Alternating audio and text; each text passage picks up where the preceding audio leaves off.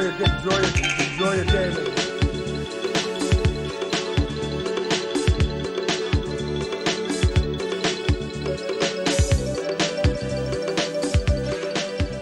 Yeah, what's going on, everybody? Hey, hi, welcome in to the Jeff Gerstmann Show for today, the 5th of July in the year 20. That's it, the year 20. Always weird, you know, the whole 3-day weekend holiday thing, a little bit different for me this time, because working for yourself, there's no corporate calendar that's just like, here are your days off, fucker. And I'm like, okay. So it's just like, oh, right, yeah. So ran a stream yesterday. If you didn't catch that, played a bunch of old games, talked a little bit about the Steam Deck, all that sort of stuff. That's up on the YouTube channel. If you want to know more about all of this business that we're doing around here, the wall, everything. No, I don't, not so much the wall. We'll talk about the wall. Oh, we'll talk about the wall. Head on over to patreon.com/Jeff Gerstmann. You can get on the Discord with the rest of us over here doing God knows what. There's a Circle of Doom box art. A Kingdom Under Fire Circle of Doom box art has been posted to the chat over here. I don't know what these people are up to. I don't know. If anyone asks, I don't know these people. I don't know what crimes they're committing over here. This Kingdom Under Fire. I don't know. I don't want to know. Okay. Now someone is posting the Backyard Wrestling 2 box art. Rec Roulette is over there doing. So yeah, you got to get on that Discord, and you can get an ad-free version of this show, all that sort of stuff. So check it on out over at Patreon. And what else? This podcast, the Jeff Gerstmann Show, it's a podcast about video games. We do it weekly, every Tuesday here. We're settling in on 10 a.m. Pacific Daylight Time for the start time for this. That's been a pretty good, relaxing kind of morning start here.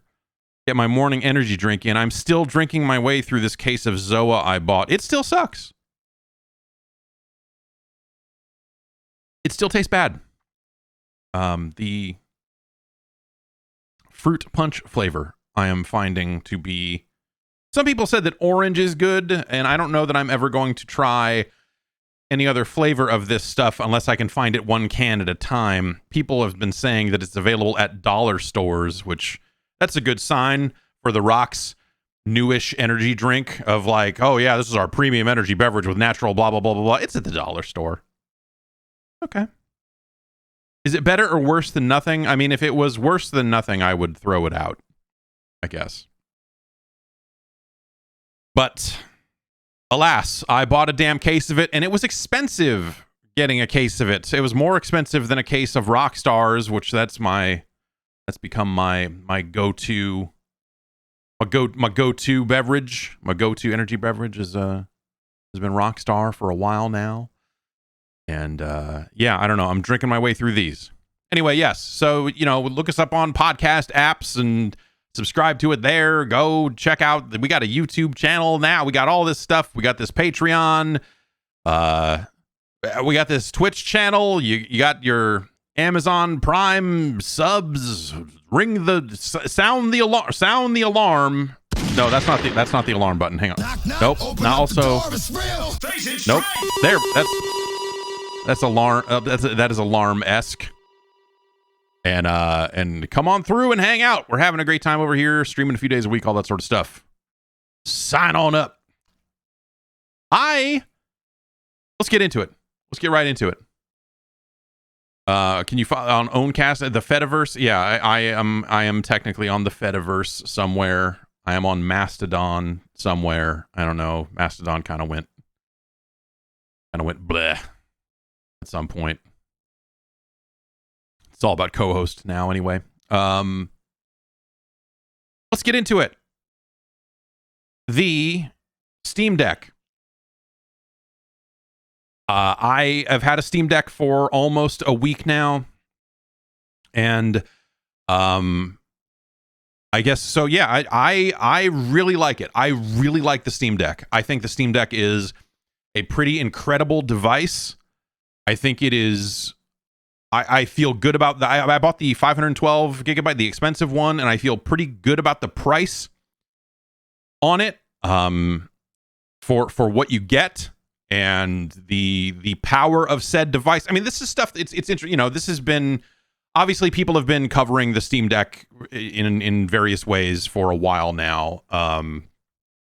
You know, my number didn't come up until the end of Q2, the last possible week of Q2. They were like, all right, okay, you can get a Steam Deck. I was like, oh, thank God. I have been dying to get my hands on one of these for months because I wanted to do weird stuff with it. I couldn't get any questions answered about, like, what's it like? What can you...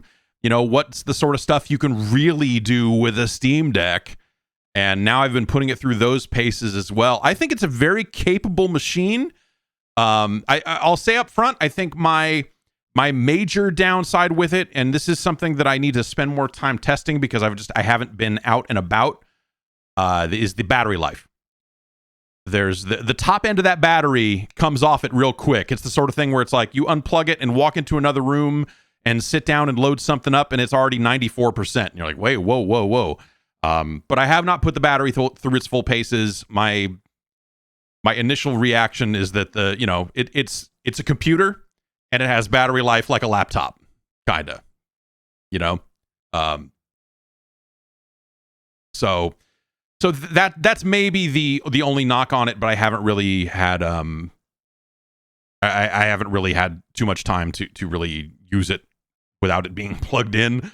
It's mostly been me bringing it to other locations and plugging it in and using it and all that sort of stuff. So yeah, that's one of the things I would say that I am a little bit iffy on. But yeah, you know, the number of games that, and again, the specs are out there, right? So you can kind of eyeball the specs, and you can eyeball like the resolution of the screen and what it's going to run games at and all of that sort of stuff.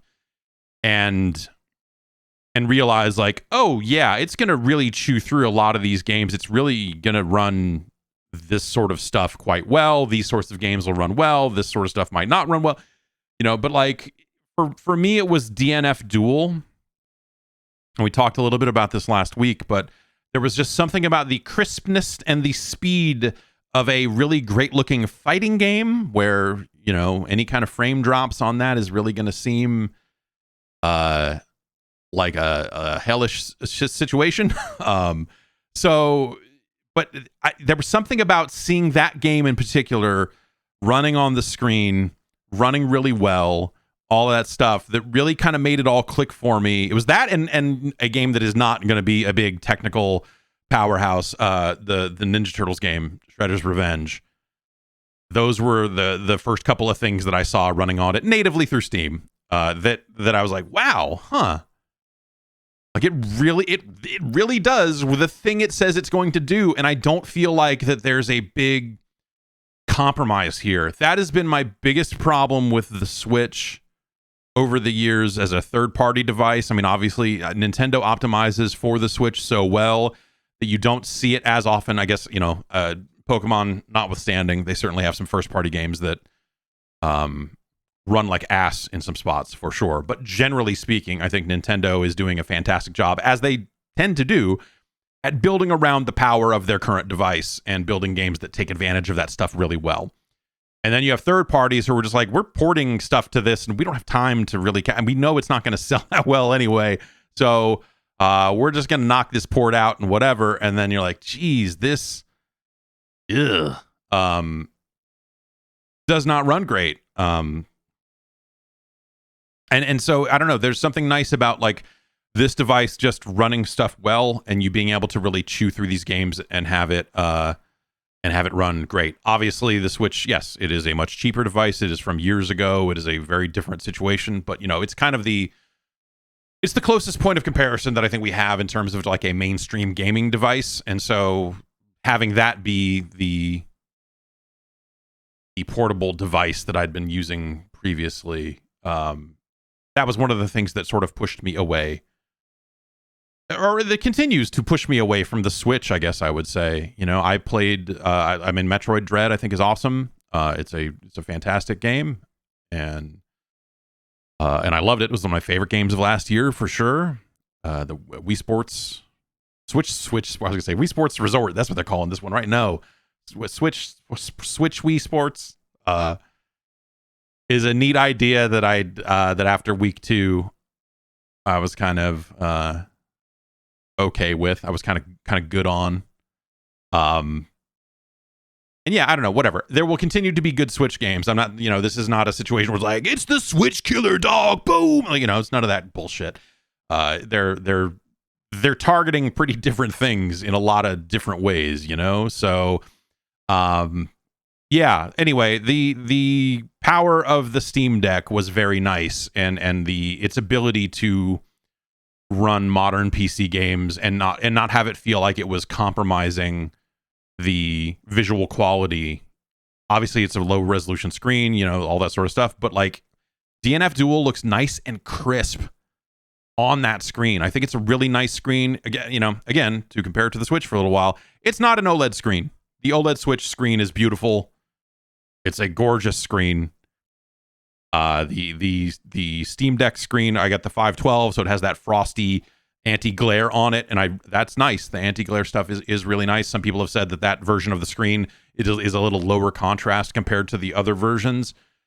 I don't have the other version, so I haven't noticed that. Also, I would say that I have not noticed that the contrast is bad on the Steam Deck. So it's a solid device. I think the analog triggers maybe feel slightly cheap. The D-pad is fine.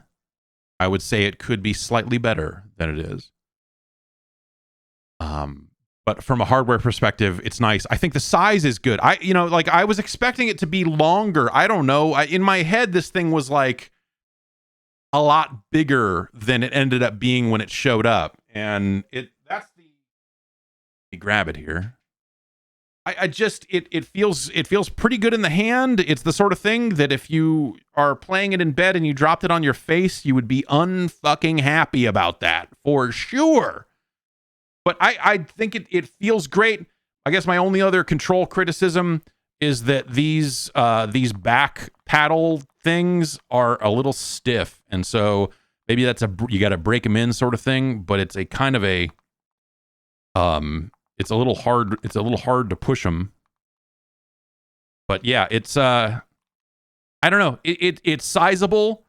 But I was thinking, okay, you're watching the video version of this. I was thinking it was going to be about this much longer. I was thinking it was going to be like a gigantic fucking Atari Lynx, and it's not that. It's pretty neat. On the software side, the Steam Deck is fine. I feel like over the last week or two, there's been a little bit of discussion around like, oh, is Valve going to put this in stores? Is Valve going to, are you going to walk into a Best Buy and buy a Steam Deck? I think in its current form that's a bad idea. Or I think in its current form that will lead to customer support situations. It is really good. And when you are playing games that are deck verified and blah, blah, blah, and all that stuff, and it just straight up works, and you have that console style experience that you expect, and you launch the games and you play them and you go. But having it launched to the home screen and not the library screen of just like, well, wait a minute, where are my games? Like there's some UI stuff that I think that they still need to hammer out, and they seem very married to mirroring a lot of the same stuff that you see in the Steam big picture mode or the tabs you see on the Steam desktop client. Like a lot of that stuff is represented. You've got your home, your library, the store, like all that sort of stuff. So you have kind of here's updates and news stories about the latest games you've installed. And I'm like, that's cool, but bring me to the games. I think there's a tab in there where you can set the starting tab. So you might just be able to set it to start to library. But that's something that at first it was kind of just clunky, just a little clunky around the edges on the interface stuff. And I think that the ability to, one of my favorite things to do with the Steam Deck, and you know, we'll get into the installing all kinds of wild shit on it here in a minute, but in terms of just like games on Steam and playing those games that are available on Steam and stuff, I think so far one of my favorite things to do with a Steam Deck is running games that are not verified, or running things that are like, hey, this has a little bit of issues and it might not run right, and just like seeing like, oh, okay, like, because you really get to see the type of work that Valve has done to smooth that process out before they're verifying the games. And then you run into something like DNF Duel, like brand new games tend to launch with question marks next to them. They're just like, we're still gathering data. We have no idea, which seems weird to me. It seems like for bigger games that maybe Valve would have a team internally that would like be looking at this stuff pre-launch to try to at least be able to say something about it. I think that's a little weird. It's a little clunky that way. But like DNF Duel comes out and people are like, what, a new fighting game? I'll check it out. And they go like, oh, like, let's say you only had a Steam Deck and didn't have a PC, which is, that's not who's buying these things right now, guaranteed. But if we think about this down the road, right? If we think about like, what do they need to do to get to a situation where this could be someone walks in and goes like, oh, well, I like the Switch, but these games are way cheaper on this store. And so if I pay a little bit more up front, I get a more powerful Switch and it does all this other stuff. That is a weird situation, because you end up with a situation like DNF Duel where when I first launched it, the first thing it has you do is it has you enter a character name for your online profile or whatever. And it does have an on-screen keyboard, and you can make that pop up and enter the name, but the enter key on that just didn't work. So someone, when I mentioned this last week in chat, someone said like, oh, you need to hold the Steam key, the Steam button, and then press X press B, because that is the enter, or maybe it's right on the D-pad. Anyway, there are a bunch of key shortcuts where you hold down the Steam Deck button and then push a button, and like X will bring up the on-screen keyboard, and right on the D-pad, I think it sends an enter key press. And that, once you send that enter key press, everything after that works totally fine. And so that's just a clunky, weird thing. And yeah, you know, it's the sort of situation that you go like, oh, like if this were coming out and someone was buying it and just going like, oh, I don't know anything about DNF Duel, but I've heard it was cool. I saw it with a friend playing it. I want to check it out. And they buy it and they get trapped to this screen. By and large, I think most of the people that would be the like walk into a store and buy a Steam Deck people are going to stop there and go like, this is effed and I need a refund. So I guess it's good that Steam has a refund policy, but at the same time, that's a very minor hurdle that can be solved and all of that sort of stuff. And I wonder how much developers will care about the Steam Deck and care about making their games work immediately on the Steam Deck and all of that sort of stuff. Yeah, that's unknown Hamburglar in the chat is saying that the Proton DB website has been a godsend for getting games working. Yeah, so it's very tinkery, and that's awesome. It's super open, and there's a big community. Obviously, like there's a ton of people, Valve included, that are very invested in Proton getting as good as it can be to get Windows games running under Linux. And so that stuff moves fast, and it's great that it does, because it's so rad. It's so fucking rad that stuff exists and that people are doing that. At the same time, you can't play Destiny 2 on it because the anti-cheat doesn't run under Linux and under the Proton wrapper and all that sort of stuff.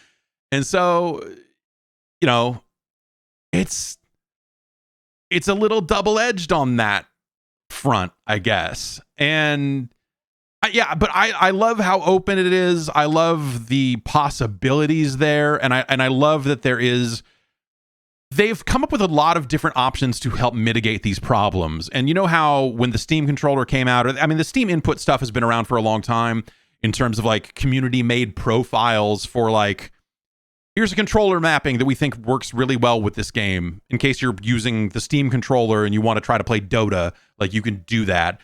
If you want, you know, there's like that stuff's been around for years, and it's super vital here.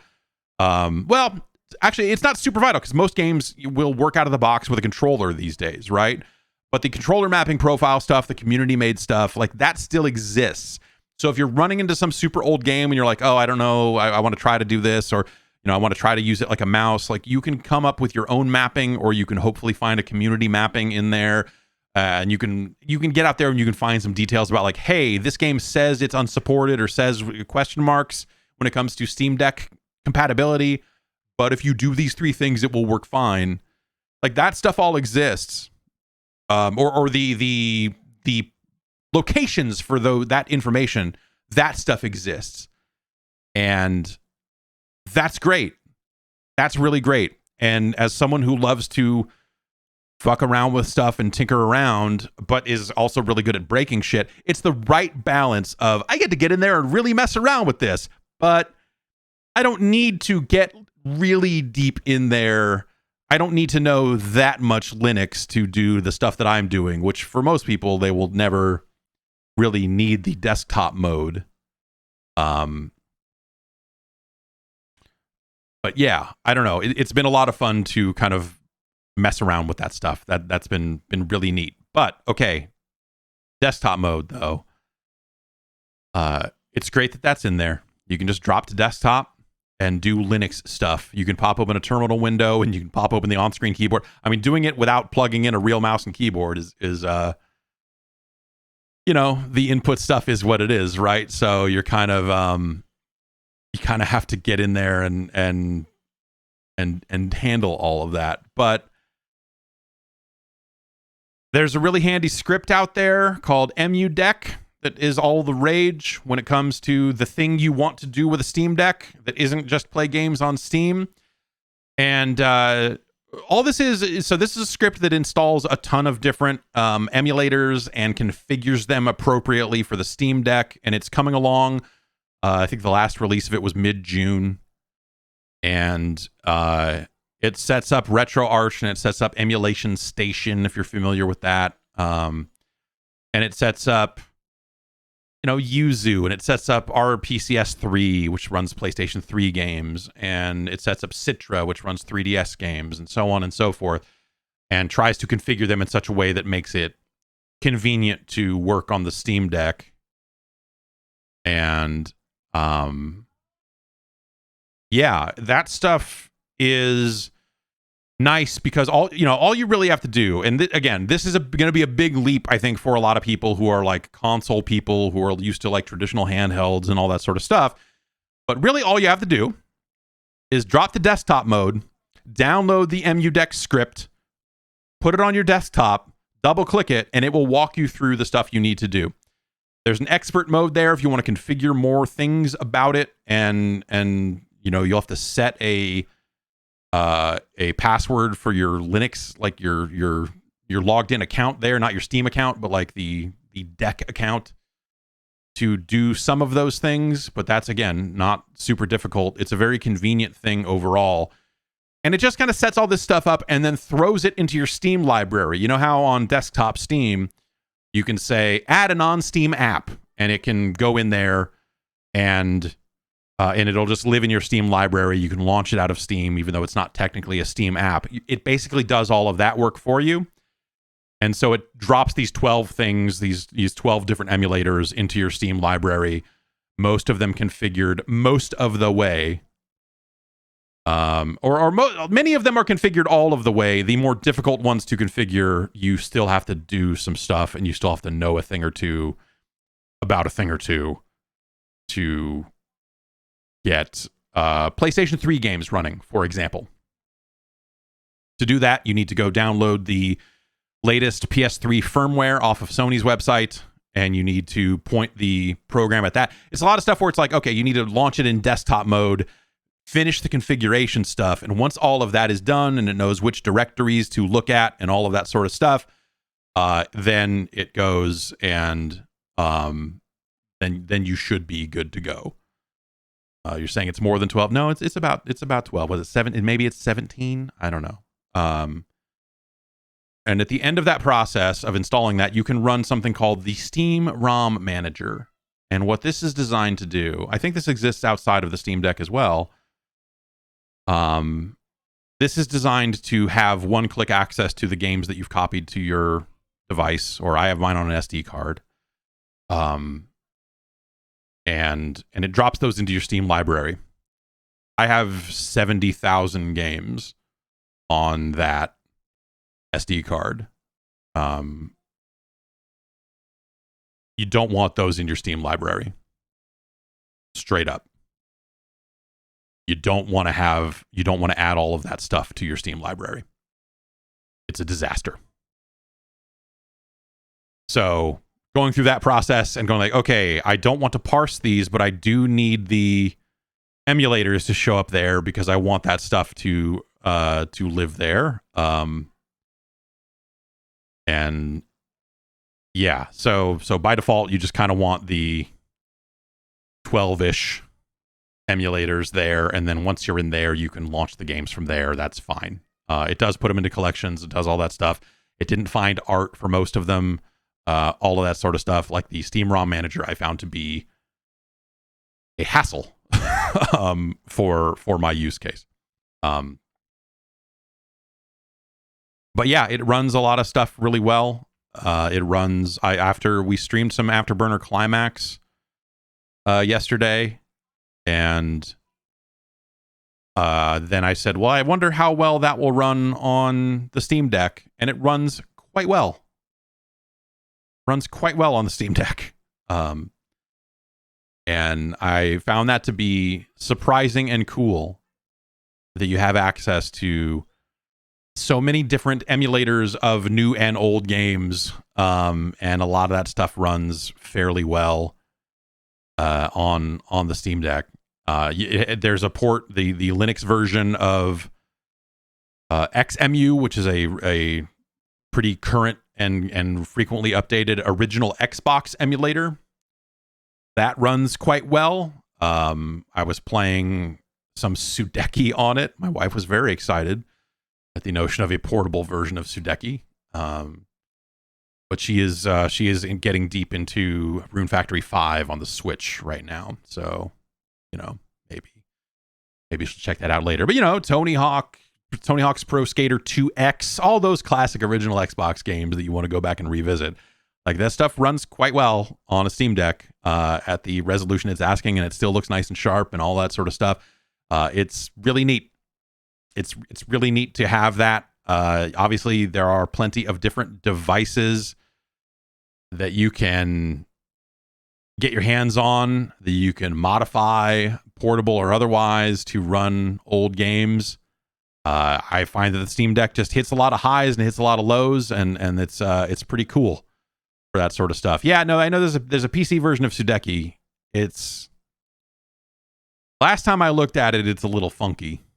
And who knows if it runs on Steam Deck? It probably does. I don't know, but yeah, it's pretty cool. I guess I would say it's the Steam Deck is very awesome. It's very versatile. I know there are people out there installing Windows on it. That's not something I'm immediately interested in because of how well it runs the stuff it runs already. But when it comes to the anti-cheat situation, I think that'll be the rub for a lot of people, right? Like, it's not going to run Fortnite. It's not going to run Destiny. It does not run Outriders, World Slayer, because of the anti-cheat. And that will not stand, friends. So you hope that stuff comes along, because that stuff needs to be one-click access the same way every other game is, for it to matter, right? If you have to jump through a ton of hoops just to try to get Destiny 2 to run, no one's going to do that. Unless some people will do that. I mean, let's be honest. It's Destiny. Some people will do that. But it's that little bit of it is frustrating when you run into games that have anti-cheat. So like Halo Infinite does not run on it, but you can install, I guess, Edge, and from the Edge browser you could run things in the cloud if you wanted to do the Xbox streaming stuff that way. So that is available. I haven't tried that because it's just like I don't really need to do a lot of if I'm going to do clouds, well, I guess if I'm on the go, I'm on the go, right? Like that's maybe a different situation if I was traveling and I was very into one specific game. But as someone who's not, like I'm traveling around the house and that sort of stuff, I'm not really going a ton of places right now just yet. I haven't really had to put it through that sort of those sorts of paces just yet. And yeah, I'm really looking forward to seeing how it goes from here with the Steam Deck. I think it's an amazing, very cool device. I think the versatility of it and how easy it is to run RetroArch, to run, just like whether it's Citra or use like the variety of emulators that you can immediately set up on it. And even if you're not into these scripts and the EmuDeck stuff, and a little bit more Linux, like you can launch that Discover App Store out of desktop mode and just install that stuff directly and configure it yourselves to, like I prefer the script method because it is much more simple, much easier, a much simpler adventure than it would be to configure all of that stuff on your own. But it's very nice. I was not, I don't know, like there was something about it, I just wasn't expecting the games to run, like the Steam side games to run as well as they do. And that's dumb, I know, because again, the power, the specs were out there, like all that stuff. Like you do the math on it, you see where the lines intersect, and you're like, oh, this is going to run a specific class of modern games incredibly well. That's great. But seeing it in action, it kind of blew me away how well some of that stuff runs. And so that to me is the coolest part of the Steam Deck, is I think that the issues it has, many of them are software and interface related that I think can be ironed out over time. And it sounds like if you go look at the patch notes for the Steam Deck in the last 3 months, they have been doing a ton of stuff to that thing in terms of updating and patching and all of that sort of stuff. You can opt into beta versions of the OS and the beta versions of the Steam client and stuff too. And I think it's the first time with Valve's hardware.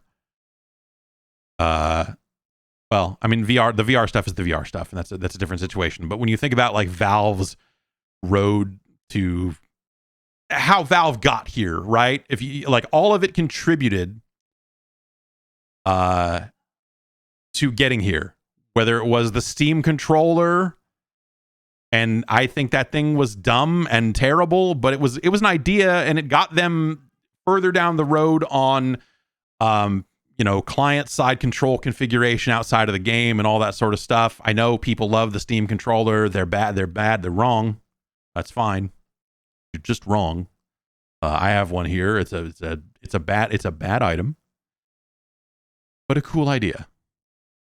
And then you had the Steam machine where they were like, "Hey, we think Linux is gonna happen. We're gonna make this happen." And then the Steam machines never really made Linux happen. But it got us here to where, like, oh, hey, wait a minute. Like, you see all of the things, and this can't have been the plan from day one, but it seems like every time they put this stuff out there and it kind of failed to catch on, and just, the interest wasn't really there, and they kept kind of this fledgling Linux version of Steam kicking around, and the Steam OS and all that sort of stuff. And now here we are, Steam OS running on a portable device with a controller that has many of the things that a Steam controller had. And also you can stream games to and from the PC to the Steam Deck. I know Will was talking about how he installed something. I forget what the name of the client was, but he's got a remote play client that lets him play PlayStation 5 games remotely, Steam Link style, remote play style, I guess is what that is, on the Steam Deck. Chiaki, yes. That's the name of the client. Thank you. Outsourced. Stupid. I'm an idiot. Anyway, yeah, there's so much you can already do with it, and I think that it's kind of just scratching the surface of what it can really do, or how easy and friendly it can make that stuff. Whether it's the official stuff, or as people get better at writing crazier scripts that pre-install all this stuff and configure all this stuff, I think that stuff will get better over time as well. And It's awesome. It's really awesome. I don't think it's for, again, I have to keep saying the caveat that I don't think it's for everyone because of the interface, because it's clunky around the edges. It's a little rough here and there, all that sort of stuff. And so when you have that conversation about like, are they going to sell it in stores? Like, not right now. They shouldn't right now. But when you look at the problems that still probably need to be solved, or the things that could be better and easier and smoother, it's easy to see a world where Valve gets there. And once they do get there, I think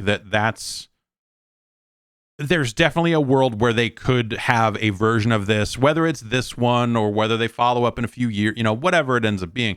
I think there is a situation where this device, this style of device, Valve's, another device from Valve, ends up being something that could be sold in stores and treated almost as a sub-platform of the PC, where you have people that are maybe buying a Steam Deck that would never own a desktop PC.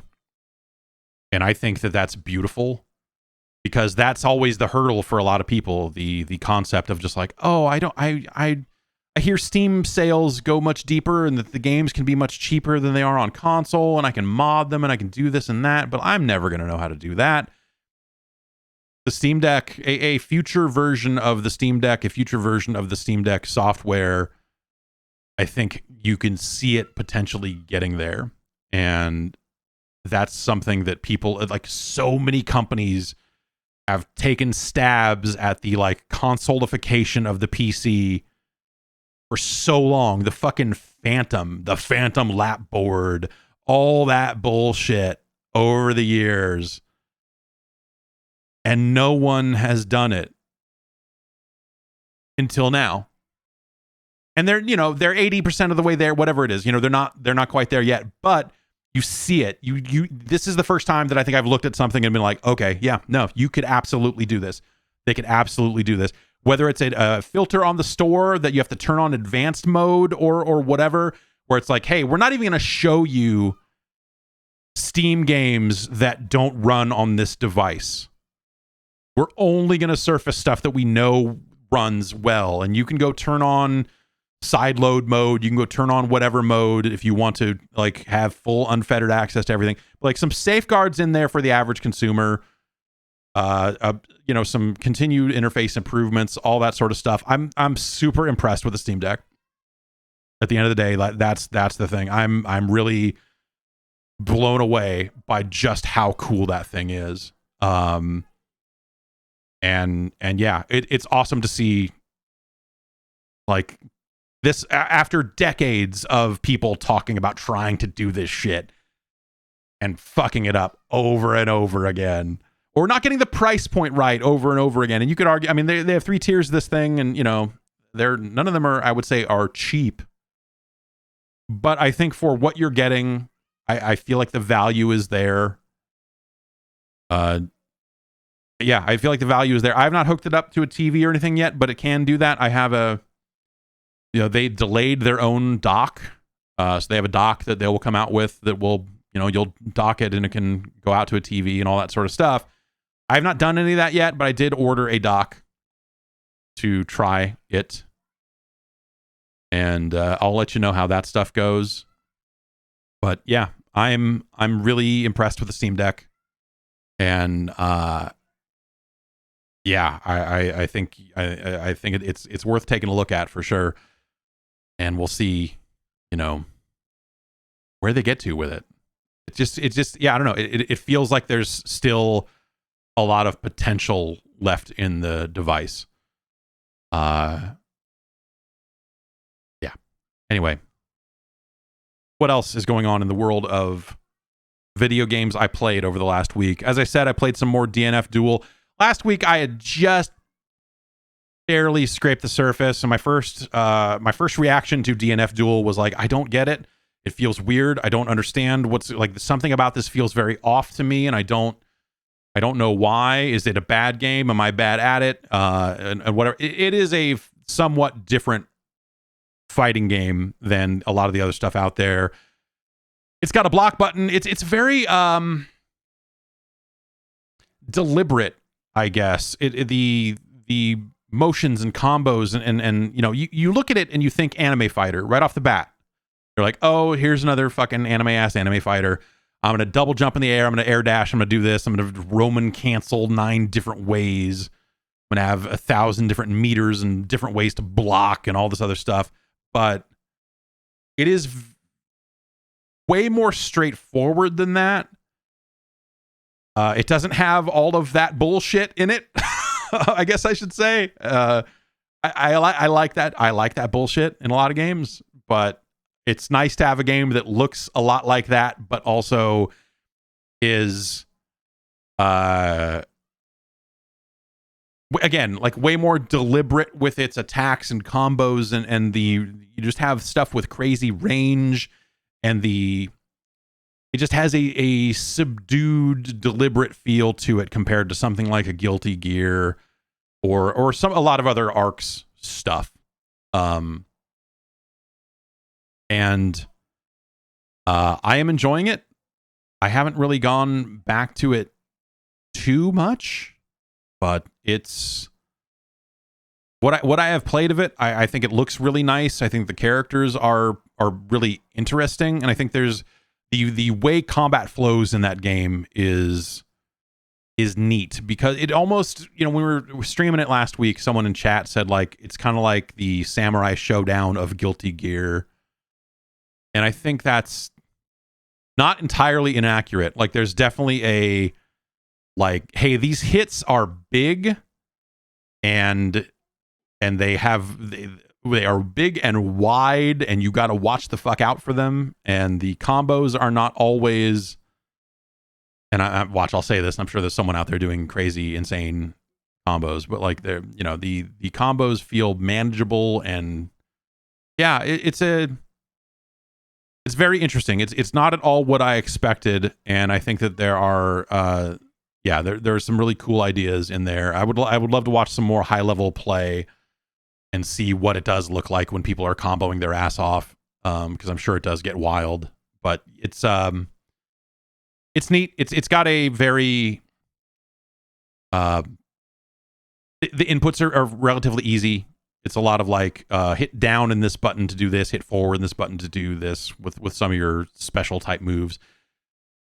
But you're not, you know, you have MP that governs the use of some of your hotter moves, and so you can't just spam that stuff out there. It does recharge pretty quickly, but it does kind of rein you in a little bit with the wild stuff. And you're not necessarily building meter as much. You know, you're not building towards a super. It has a big comeback mechanic, and that's your big flashy move, and that stuff's neat. But yeah, I don't know. It's just got a different pace than a lot of recent fighting games, especially when you look at it and think like, oh, here's another Arc game. Like, it doesn't feel like those, and that's kind of neat. I am continuing to play Dragon's Dogma. I guess I'm a Dragon's Dogma streamer now. I guess that happened at some point. So I guess I'm gonna keep playing Dragon's Dogma here on the stream. And that game is a clunky wreck of a video game, but boy, oh boy, it has heart, and it is a strange, messy video game. And I really appreciate that about it. The constantly repetitive text from your pawns, the people in your party, is nonsense. The map could be better. There's so many things about it that you look at, especially with the benefit of 10 years of game development having happened. It's very easy to look at Dragon's Dogma and go like, man, this game has needs. This game needs some shit to be a little bit cleaner, to be a little bit better, all that sort of stuff. But it's really fun to play. It's really dumb. It has some really just dumb moments with big weird monsters, and I am continuing to have a good time with it. Which when that game first came out, I played a bunch like some of it and was like immediately like, man, I don't want to.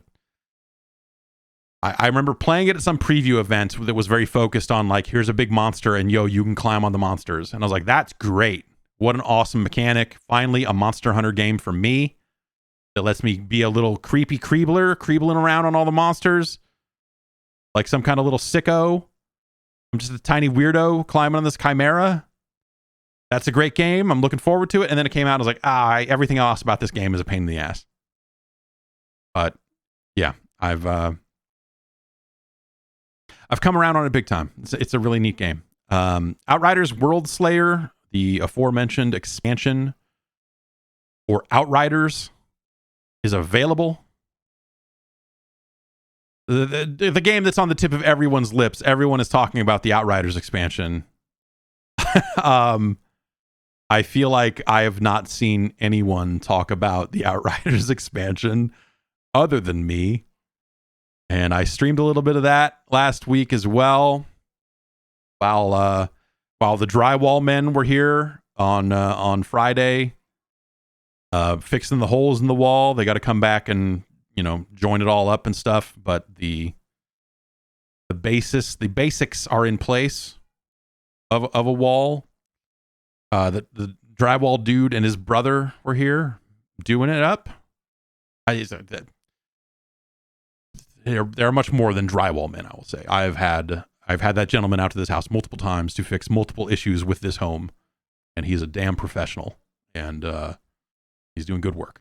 But yes, Outriders, the third-person shooter, the game that initially presents itself like a random cover shooter, but then you're like, oh wait, I am so powerful, and the cover is for the enemies, not for you. And once you realize that, you can just go get them and teleport over into their midst and stab them with weird swipe swords that turn them into skeletons, but only for a couple of seconds, and then they turn back into bodies. It's a really weird effect. I don't know. It's a strange effect. Anyway, the World Slayer expansion is out. They let you start a character at the expansion content, which is nice of them. Because I did not have an endgame character on Steam, and that's where I was looking to play World Slayer. So I ended up having to start fresh. And it's more Outriders. It's fine. I don't know. Like, Outriders is a totally okay game. If you are looking for a shooter with some fun abilities and skills and stuff, it's got that. I am not going to sit here and tell you must play Outriders, but it is still on Game Pass as well. And it's a totally serviceable, somewhat better than okay, 7 or 8 out of 10. Let's call it a 7. 7-ish out of 10 shooter with some solid co-op that was totally broken when that game first launched. If you remember, when People Can Fly first put that game out, it was kind of a disaster.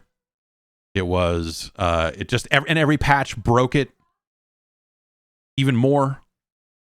Yes, it is a B game all the way. It is the type of game that just is not getting made that much anymore in a lot of ways. And there was just huge problems with the crossplay and all this sort of stuff. And I know that it is still a little funky around the edges, but they couldn't catch a break for a long time, where it felt like every patch they were putting out like broke 3 more things and fixed 4 other, they had some rough patches for sure at the start. And it sounds like they ironed a lot of that out. And now they've added more content in it where you fight a big guy who's the fisherman and he calls you a fuck. He's like, you fuck. I'm like, whoa. It's an absolutely okay game. I would maybe say don't buy the expansion unless you have played all of the existing content and need more, because it is still on Game Pass. But if that's definitely like, people looking for co-op shooters. I think that's a totally, people have a need there. They're like, whatever, we got our Wednesday night game and we're out of Wednesday night games. What are we going to play? You could totally play Outriders and talk about whatever while you shoot shit. It is a perfectly acceptable game for that. The loot is fun enough. The the mod system and stuff has just enough depth to it that it's a decent enough time. If I can give a very mild recommendation, it's fine. It's all right, and they made more of it. I don't know. Yeah, it's a game you could put on while listening to podcasts. It's all that. It is one of those. Redout 2 came out. It's beautiful. It is a futuristic racing game. No weapons, so it's not full Wipeout. It is more in the, well, I don't know. I was gonna say F-Zero, but it's not really. It has very deliberate kind of Wipeout vibes to it for sure, but without the combat. It's a beautiful video game. It has the tracks and the environments behind the tracks and all of that sort of stuff, I think look really fantastic. And yeah, it's a really nice game. It has online that I have not gotten into yet, but yeah, Redout 2 is really neat. The sense of speed in it is really awesome. At the same time, I played 5 or 6 races in it, and then went like, I should reinstall Ballistic NG, which is just a straight up Wipeout clone. Like it's got weapons, it's got all, you know, they're going for that Wipeout vibe much more directly in Ballistic NG. And it had been a long time since I looked in on that. That runs great on a Steam Deck as well. Also, Last Call BBS came out, I believe, yesterday. And wow, it's on PC Game Pass as well as on Steam. And Last Call BBS it is in early access, and it is the final game from Zachtronics. And I have traditionally not been smart enough to play Zachtronics games all the way through. Different games, you know, you hit the wall in different spots in the games. Last Call BBS is like, it is, well, it's a weird thing. It's neat. So basically, when you fire it up, it is like you turning on a fake old Japanese computer, and someone, I don't know if it's your brother, I don't know the identity of the person. So like the idea is that someone has gifted you this old computer. They used to work for the company that made it. And they're like, hey, I set it all up for you. And also I set up this BBS that I used to run in the 90s that you can dial into and download some games from it.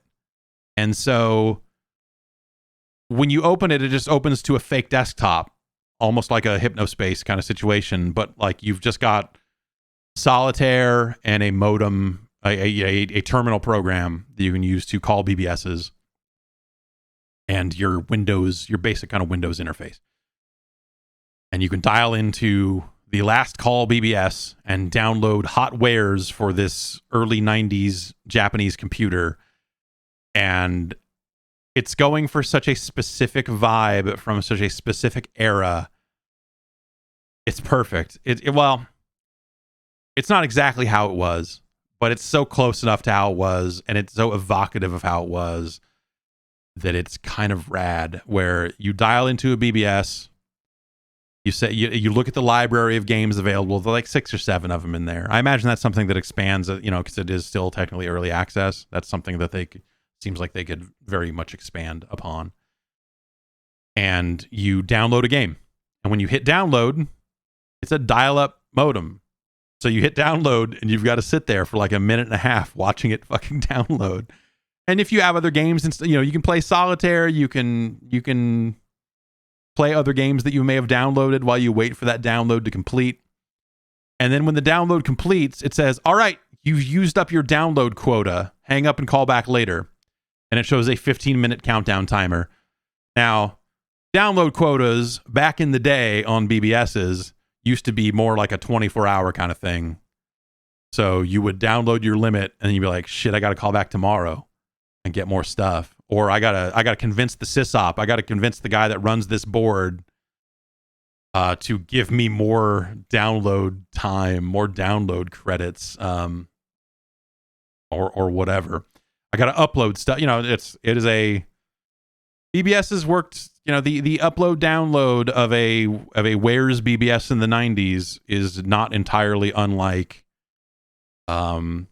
maintaining your ratio on a torrent site and all that sort of trash. So, you know, it's that's where that stuff originated in a lot of ways. And so it's just funny. It's window dressing by and large. You know, when that 15 minutes is up, you can just download the next thing. I imagine that seems like a product that could go places. So you download these games. Anyway, the first one I got was a different type of solitaire that was actually really good. There was another game that is, gosh, at first it looks like it's going to be Minesweeper meets Sudoku or something, but it has highly specific rules about where you can put walls. So basically you look at it, and it's meant to be a dungeon. And so you'll see different things in the dungeon. You'll see monsters, and maybe you'll see a treasure chest. Monsters can only exist at the end of a dead end in the maze. And there are no walls in the maze, I guess I should say. You are drawing the maze that fits around these monsters. And so it's like, okay, yes, there's a little bit of Picross in there too. It's like, okay, monsters can only exist at the end of a dead end. And there are no dead ends. You cannot have an empty dead end. It can only have a monster in the end of it. So if you see a monster, you go like, okay, I need to draw a dead end around that some which way. If there's a treasure chest, treasure chests can only exist in 3x3 rooms that have one entrance.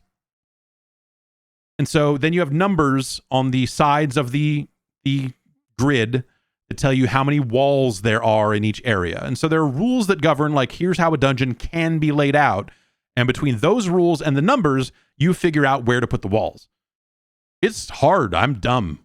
I solved the first one and then got to the second one and was like, I'm too stupid. It's really cool. There's an arcade emulator that you can download that plays fake arcade games, that plays a very magical drop-esque puzzle game.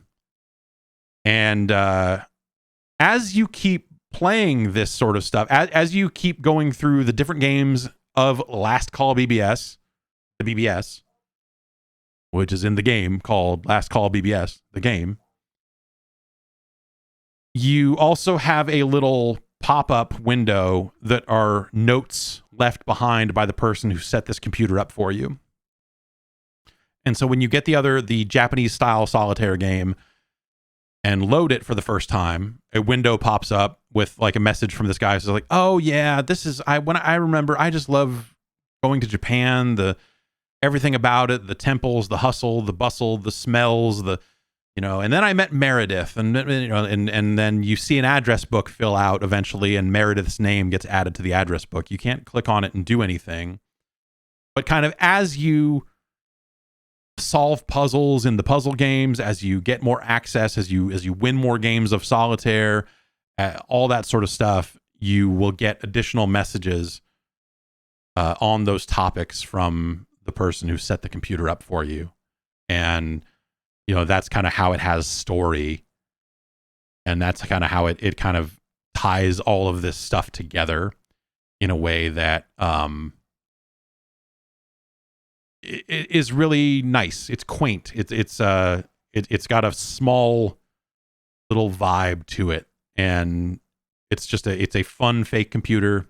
The idea of it having an arcade emulator, and then the guy writing the notes justifying, be like, yeah, I mean, I don't know, like, these are all, like, there's no other, I know they ported this to home consoles at some point, but this is the actual arcade original, and this was kind of the only way I could get my hands on it. And or hey, this game, I don't know, someone in Finland made it, and then I don't know, it got cracked and passed around the office, and we always wished we could find the person who made it so that we could send them a bunch of money because of how many hours we lost to it, and so on, all that sort of stuff.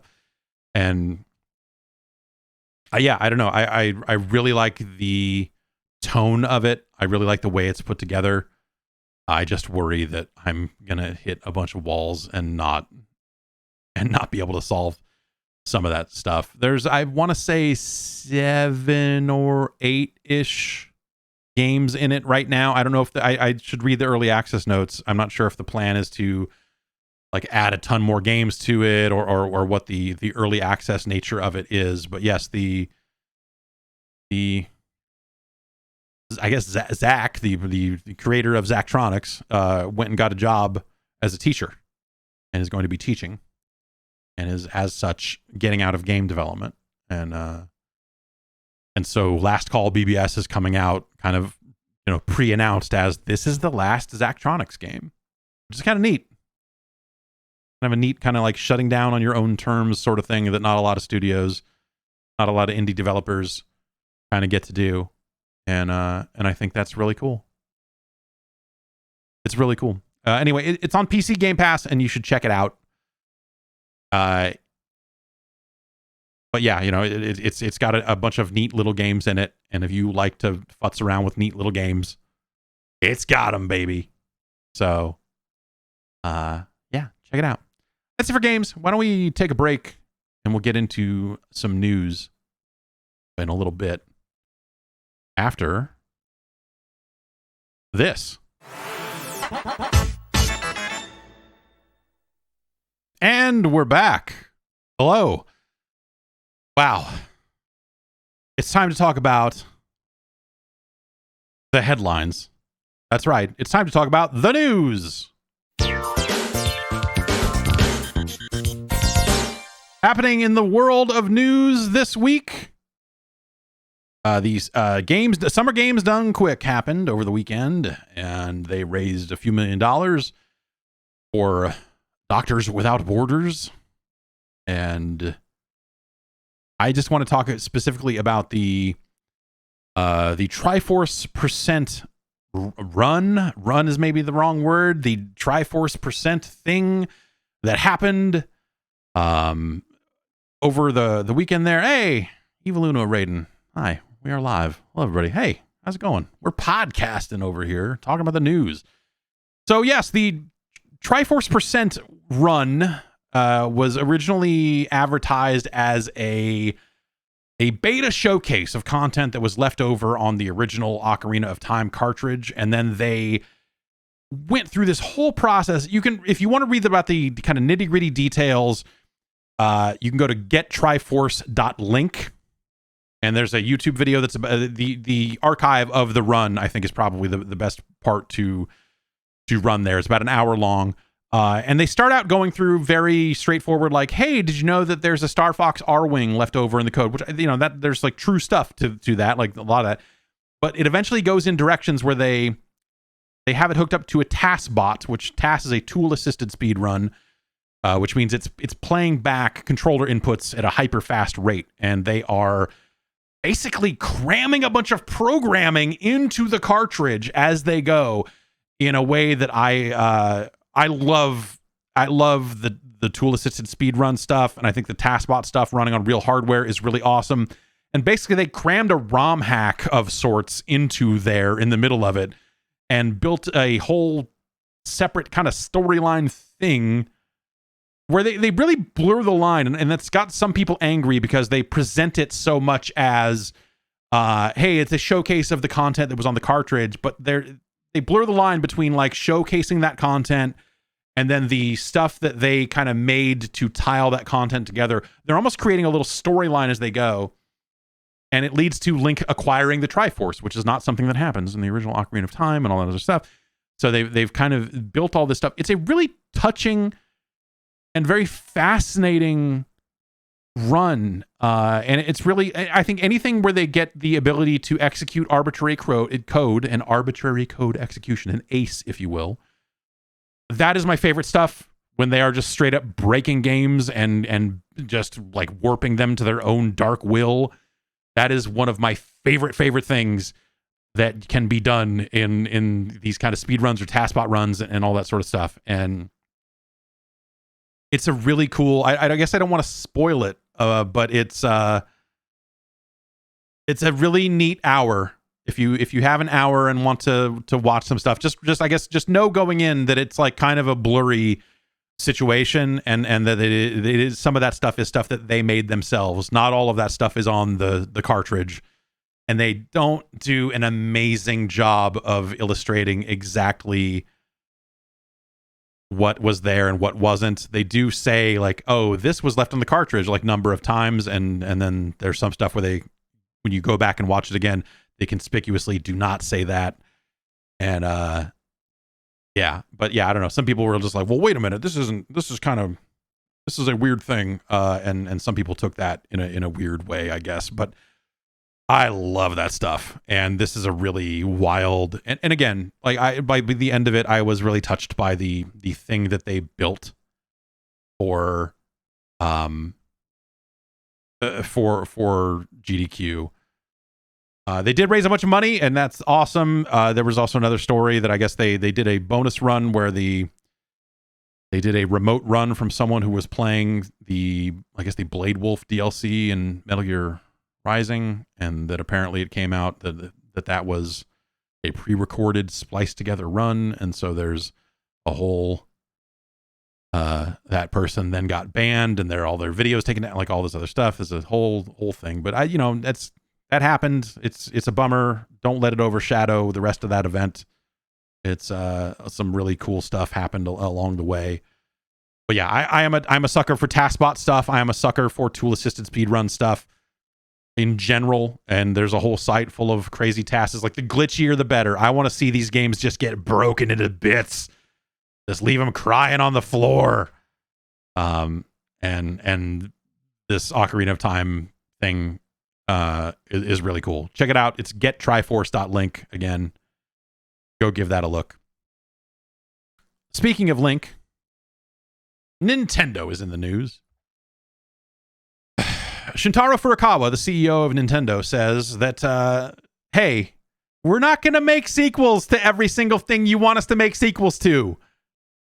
Leave us the hell alone. No, he did not go on to say leave us the hell alone, but a legendary shareholder went ahead and asked the question at their, I guess, annual shareholder meeting. Video Games Chronicle put together a translation of this where the shareholder basically said, like, hey, are you gonna make a new F-Zero or a Wario Land?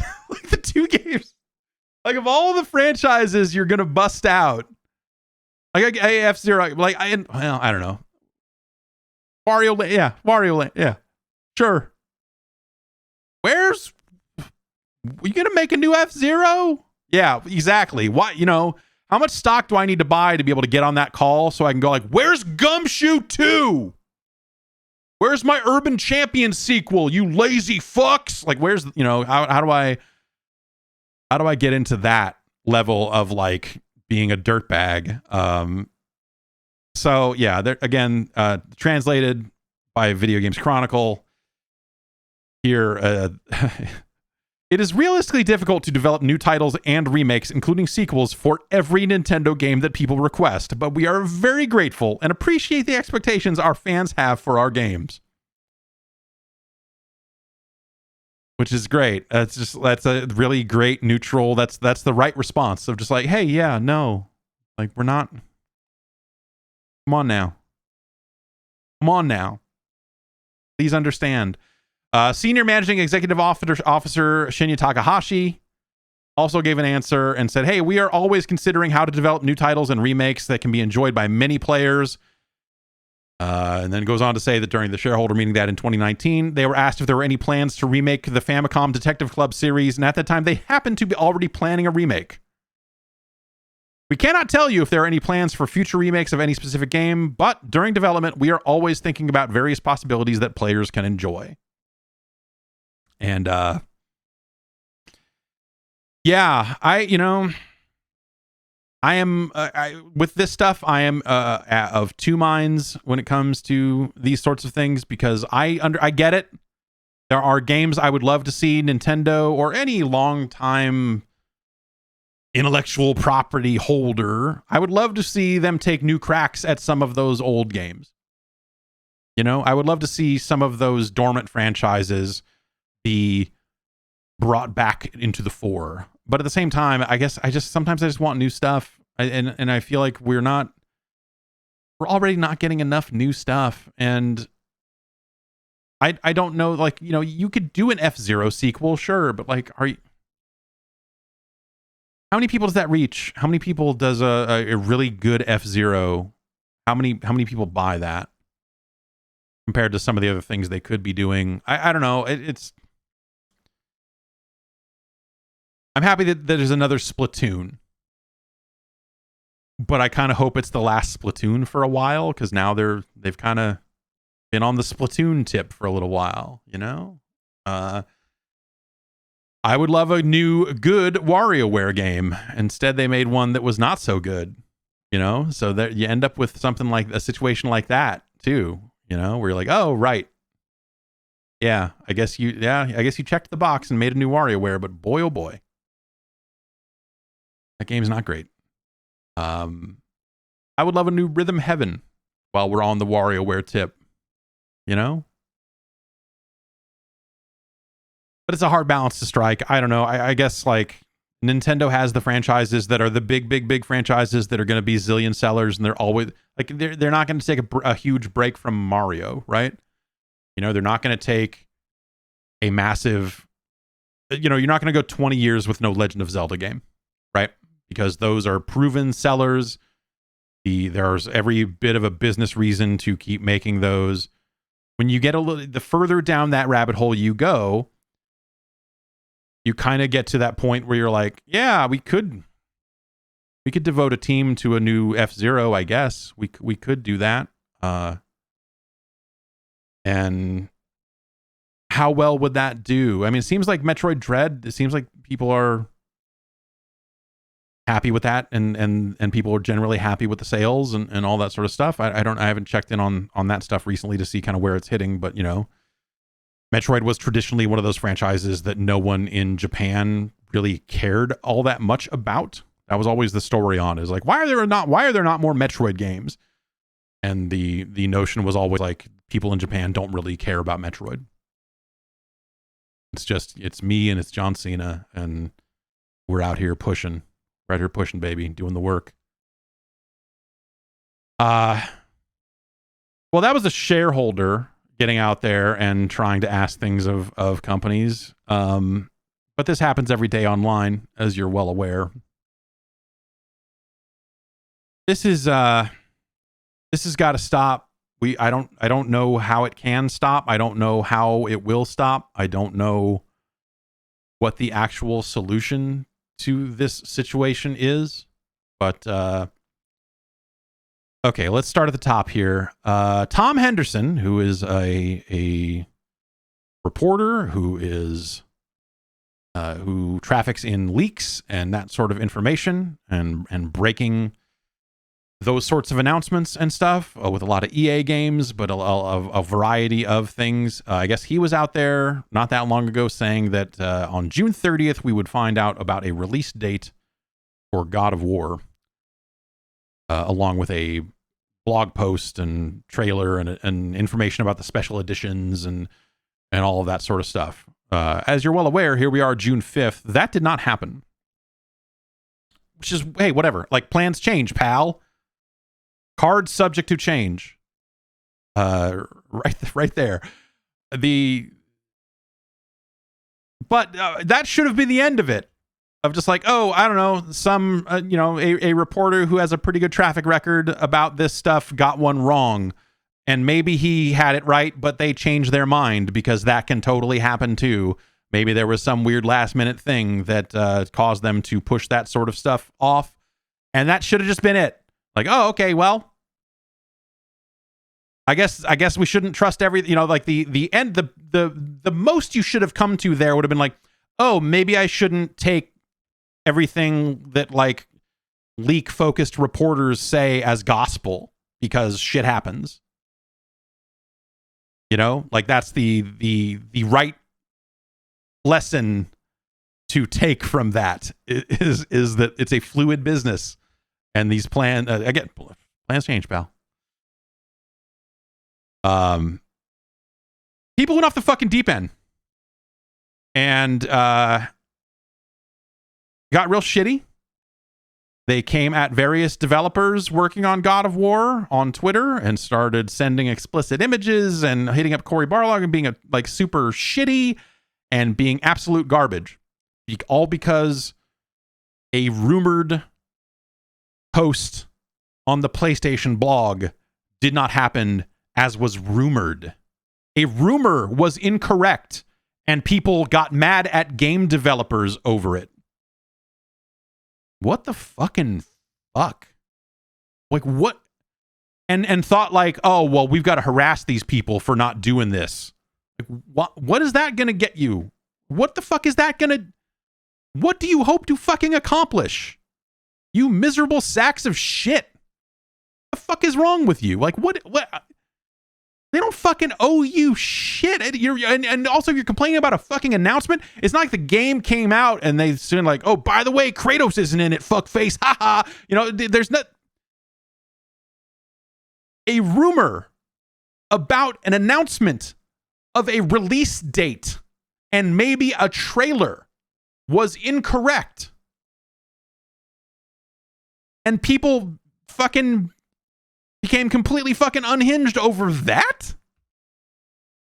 Not that there are good reasons to become that level of unhinged about anything, but fuck off. What the fuck is wrong with you? This is the stupidest shit.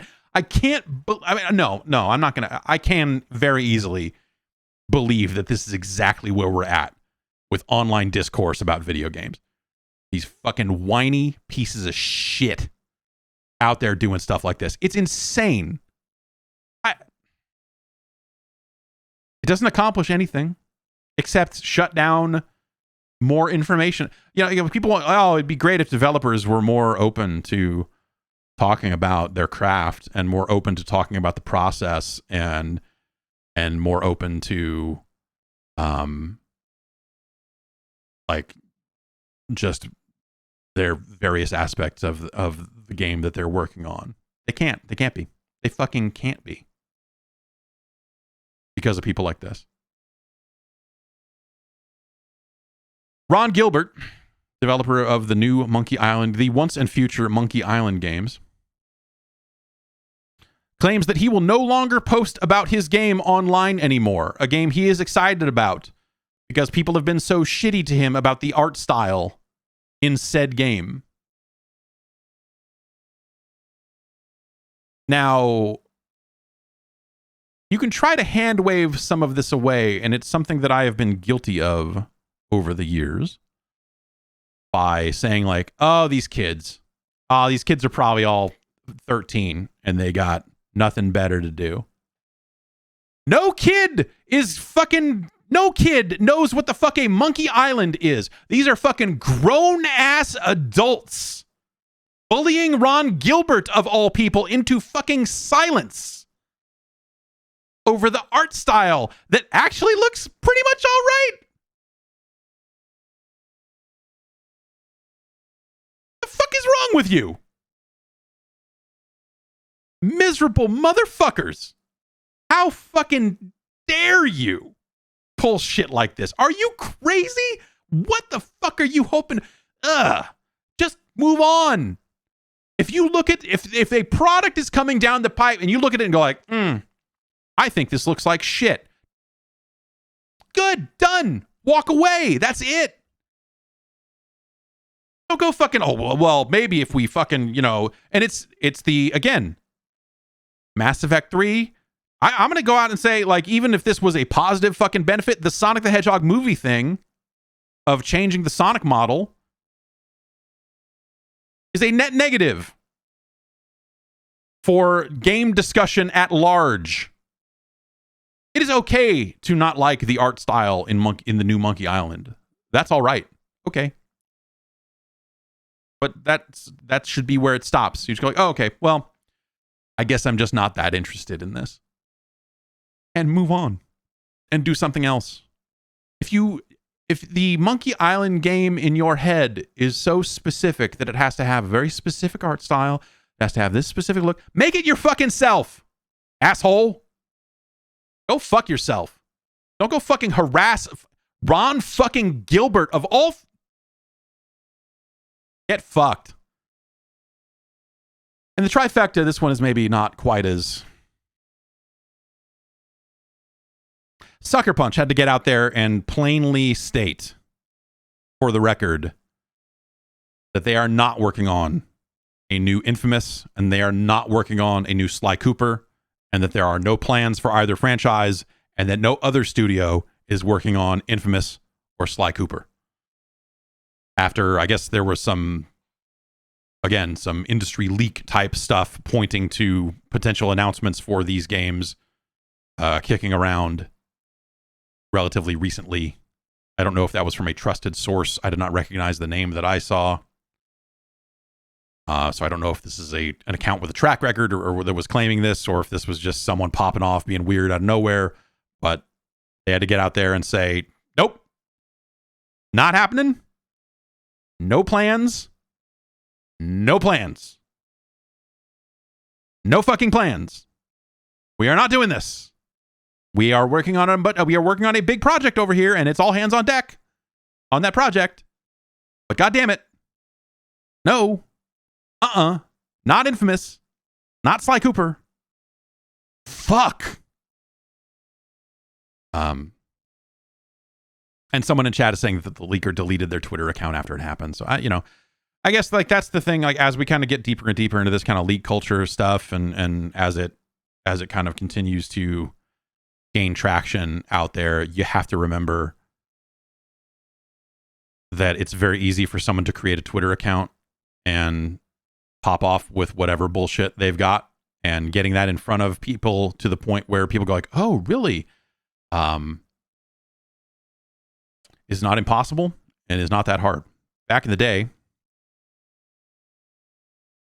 Game Center, which was CNET's game publication before they acquired GameSpot, had their own rumor column. I believe they called it Gamer X. I forget what it was called. No, but this was in the Fat Babies, Bitch X era of blogs out there that were devoted to leaks and internal information about stuff. Like those were the dirt sheets of their day. And it was incredibly easy to write bad fake rumors and send them into CNET Game Center and have them get printed in their rumor column. And it was something we did a couple of times. And then we got acquired by them, and it was like, maybe we should not do this anymore.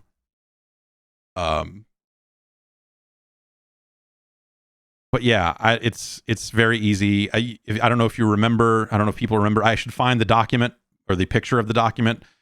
But there was the one year that I just wrote up a fake looking list prior to E3 and said, this, and made it look like, and this is not a document that exists, but it was something that was just like, here are the assets that need to be put into the press room for E3 this year. And so it was just like a list of like publishers, with a bunch of shitty, just like universally fake game names that were just like, anyone with half a brain looking at it would be like, that's not fucking real at all. That's stupid.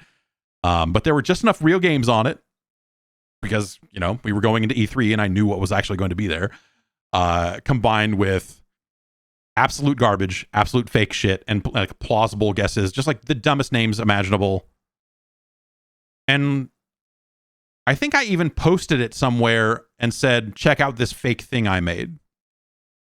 And it took like 2 days for it to get separated from that sentence of information and travel into circles where people took it all as true. And now it's even easier to, make whatever fake accounts you want, social media, do all this stuff. It's like you have very good, smart people out there generating a lot of crazy assets, very talented artists that are using their time for this sort of evil. And you just gotta take this stuff with a grain of salt, even from trusted people, right? I mean, obviously there are people out there that have really good track records for true stuff. Tom Henderson with his God of War stuff, like I'm willing to say that probably was a plan at some point. Because I think that his track record is reasonably good. But again, people change their plans all the time. It's not unlike the wrestling reporters in some cases, though I do think some of them are genuinely full of fucking shit. Plans change. It's like, oh, we're going to do this. Oh, wait, we're not going to do this because XYZ, because there was some real world tragedy that happened that we don't want to bump up against, because, oh, there's some other, it could have been some other part of, hey, this part of Sony is getting ready to announce their monitors and headsets, and we don't want to step on that announcement, so we're going to hold this off. We got this over here. We got this over here. The number of moving pieces that can lead to like, oh, okay, let's hold it off a week, or, oh, shit, this asset, turns out we hate it. And remember the fake switches? Remember that someone had a really good mock-up of a fake switch that was like football shaped before anyone had really ever known what a switch was going to be. So I guess at that point, I knew that the Switch was going to be a handheld device that could dock to a TV. That part of it, I knew that part of it. That wasn't something in a situation where I was like able to report it, but like I knew that to be the case. But like that's that, hearing like third, fourth hand, like you're like, okay, I trust enough of the people in this chain that I'm pretty sure that that's what the Switch is going to be. And then that football comes out, and you're like, oh, well, shit, man, this fits every single bit that I've heard about the Switch in terms of what the device is and what it's capable of. So I guess that might be it. It looks pretty dumb, but I guess that could be it. And it was super fake. It was a good bad. It was a very bad mock-up. It was like when you look at it now, you're like, oh, that's ridiculous. But in terms of like hitting at the exact right moment when people were willing to believe anything, and also when that information about it being a device that would be a portable that could dock to a TV and all that sort of stuff. And I think the only thing I didn't know at that point was the big question I had is like, is there power in the dock? Like, is it streaming to the handheld, or is all the power in the handheld, or is it, like all that sort of stuff? That was the stuff I was still trying to like track down. I think that was not necessarily, but shit, man, I feel like you could go back and listen to like a solid couple of months of episodes of 8-4 Play, and I think they were pretty directly talking about what the Switch was going to be at that point. If I remember correctly, they were like, yeah, it's probably going to be this. Anyway, it's not that hard to make a really believable fake thing, I guess, and I think people need to kind of like consider the two facets of it. That sometimes that stuff is bullshit, and sometimes that stuff is true, but not true anymore. And the idea of getting angry at any of that is just a blinding. I don't understand. Like, that's like, I don't understand these fucking people. They should not be allowed to play video games. They should not be allowed to have the pleasure of video games in their lives. Something I thought was really cool. There's a really fun Skate trailer, a Skate 4 trailer, if you will, that they put out that shows, really, it seems like it is the current state of the game, or at time when the trailer was made. It's a variety of footage, and it shows a ton of work in progress assets, and there's a lot of just like, yeah, we're still making it. It's funky. It's rough. We're putting it together. Obviously, it's still very much in development, and so they put together stuff using non-final assets and wireframe. You just like all this crazy stuff, and you look at it and you're like, wow, yeah, that's a video game in development right there. And they found a way to put that out there and own it in a way that I thought fit the brand, fit the kind of like the irreverence of the Skate franchise or whatever, and gives you a look at like, hey, yeah, no, this is stuff we want people to be playtesting. But they already have had people playtesting it. I saw some footage from a playtest a while back that looked a lot like some of this footage looked, and it just seemed very, very fitting, and also a very real trailer, very well edited, just a lot of fun. Just a very fun trailer for the game that I think is exciting. It's a very real thing in a world where we don't get looks at games like this, and I feel like they found a good way to thread the needle on like, hey, yeah, this is a thing we're making. It's very funky. It's still, well, or funky is not even the word. It's not done. We're still very much working on it. Large parts of it are still in development, and we wanted to just let you know, hey, we're on it, but we don't have anything resembling a final product to show you in some shiny trailer right now. So here's a reminder that it's happening, and the physics look good. There's aspects of it you look at it and go like, okay, like there's parts of it that you look at it and you go, yep, okay, that's they seem like they are on the right track. And I thought that was really nice. That's a situation where if you do that trailer wrong, then you've got people clowning on you or I guess sending you death threats. I don't know. Whatever. It's a cool trailer. You should check it out. Digital Eclipse announced how weird. It's really weird to be excited about an Atari product. I need to stop payment. I ordered some Atari Hotels merchandise and it never arrived. And I keep forgetting that fact. And I just remembered it right now that I ordered an Atari Hotels hat and shirt and it never arrived. So fuck you, Atari, is what I'm saying. Anyway, it feels nice to be excited about an Atari product again. Digital Eclipse is working on a product called Atari 50th, the Anniversary Collection. And this is an emulation-focused package that will contain games from the Atari 2600, 5200, 7800, the Atari 8-bit home computers, the Atari Lynx, and the Atari Jaguar, which I think this will be the first time there's ever been commercial emulation of either the Jaguar or the Lynx. I don't think that has existed before now. And they are putting in, so Tempest 2000 will be in this thing, which is awesome. That's a great game. I mean, Tempest 2000 kind of lives on in Tempest 4000. So it is kind of, you can play those sorts of games. Oh, the Lynx is on the Evercade. I have still yet to see an Evercade. Seems like a very strange device.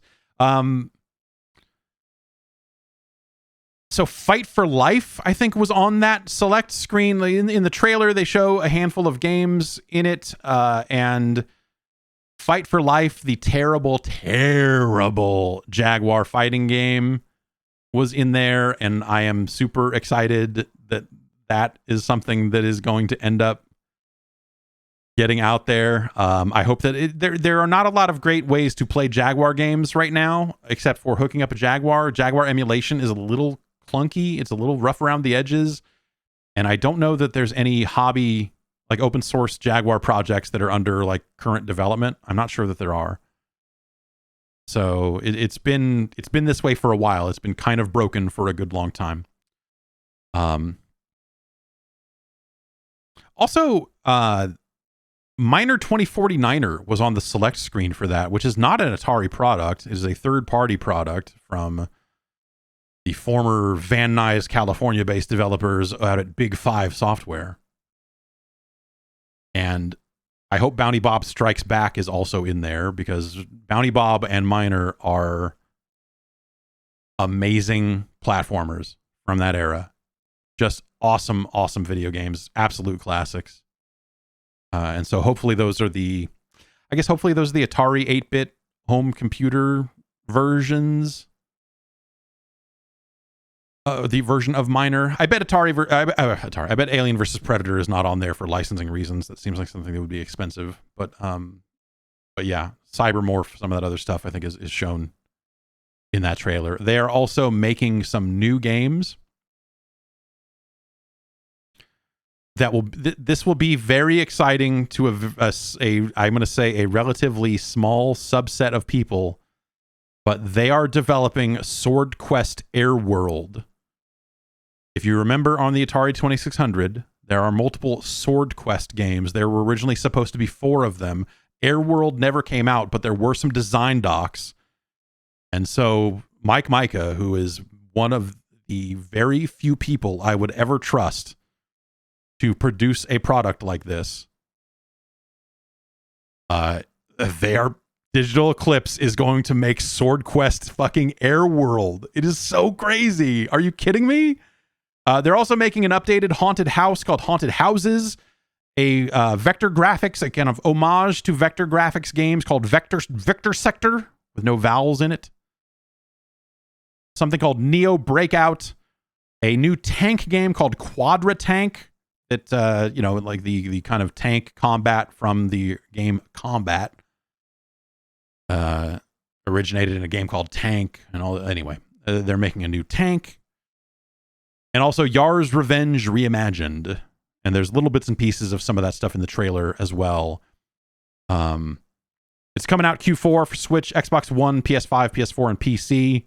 I think it's really weird that they mention Xbox One but don't specifically mention the Xbox Series consoles. But I don't know. I don't know what that means. I mean, it's an Atari collection. It probably doesn't need the horsepower either way.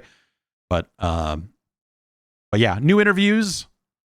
It looks like they're presenting interviews trying to present this in sort of a timeline format. So you can kind of stretch across the history of Atari there. I guess I don't know for sure, but I assume that one Drew Scanlon would be involved in those interviews. And again, they did interviews for that Blizzard collection that I thought were really, really well done. And yeah, I don't know. The idea of a definitive or approaching definitive collection of Atari's past with some new interviews and all of that sort of stuff, I think is really cool. Like that level of detail. The level of detail that Digital Eclipse has been taking with these sorts of projects, it feels like it's only been getting better over the years. And now that they have like a division off to the side devoted to shooting and producing interviews that they can put into these products, I think that's a really cool addition. Chris Kohler is over there doing that stuff, I believe. With Drew, I would imagine. And yeah, so I am fully juiced. I am all the way amped. I am juiced up beyond belief for the idea of this Atari collection and how weird is it to be excited about something coming from Atari. They also have some kind of a micro game collection called Atari Mania that they put a trailer out for. And, sort of a Hot Pixel or WarioWare-esque sort of thing from the way they're pitching it. And hopefully that's cool too. That could be nice. As I mentioned, Sony is getting into the PC hardware market. Well, they're putting out some monitors and some headphones. And there are a lot of monitors and headphones on the market these days. This is Sony's attempt to try to make high-end stuff. Like the way they want to stick out in that crowded market is to try to make high-end gear. And so they're launching these under the name InZone, InZone. The expensive monitor will be $900. It's a 4K HDR monitor with 144 hertz variable refresh rate. And it will also have auto HDR tone mapping that I guess is that feature is mentioned in conjunction with PlayStation 5 support. So while these things are being marketed at the kind of PC enthusiast crowd for gaming, not like the old Vios, not like the old Sony Vio laptops. You want to use a memory stick on a laptop. No, you fucking don't. The InZone line will be marketed towards players of video games. So I guess the headphones will have on-screen displays that show up on a PlayStation 5 when you pair them. And the monitors will have this, or at least this expensive. They have two monitors. The high-end monitor, at least, will have this auto HDR tone mapping when you hook it up to a PlayStation 5, which is interesting, I guess. The configuring a television for new consoles, like you can find YouTube videos on top of YouTube videos on top of YouTube videos. For people trying to tell you what the right settings are for any specific model of television. I went through like 4 different ones when I was calibrating this LG that I have. And I don't know. It made everything look yellowish. I don't know. It's just the way that people configure their televisions looked weird to me. I don't know. But yes, so Sony's getting into that market. We'll see how that stuff does. You know, people are trying to use this as kind of a I guess as part of a growing narrative about how much Sony cares about the PC. And I wonder how much that actually matters, because this is kind of a different division. I wonder if they just see an opportunity to make some money. Like, you know, people are like, oh, this goes to show just how much Sony cares about the PC. Well, I don't know. I think the division making TVs and headsets is probably pretty different from the division that is making PlayStation games and deciding which ones actually appear on PC. But sure, they all want to make money, and it makes sense to put that stuff on PC or put out this sort of gear, I guess.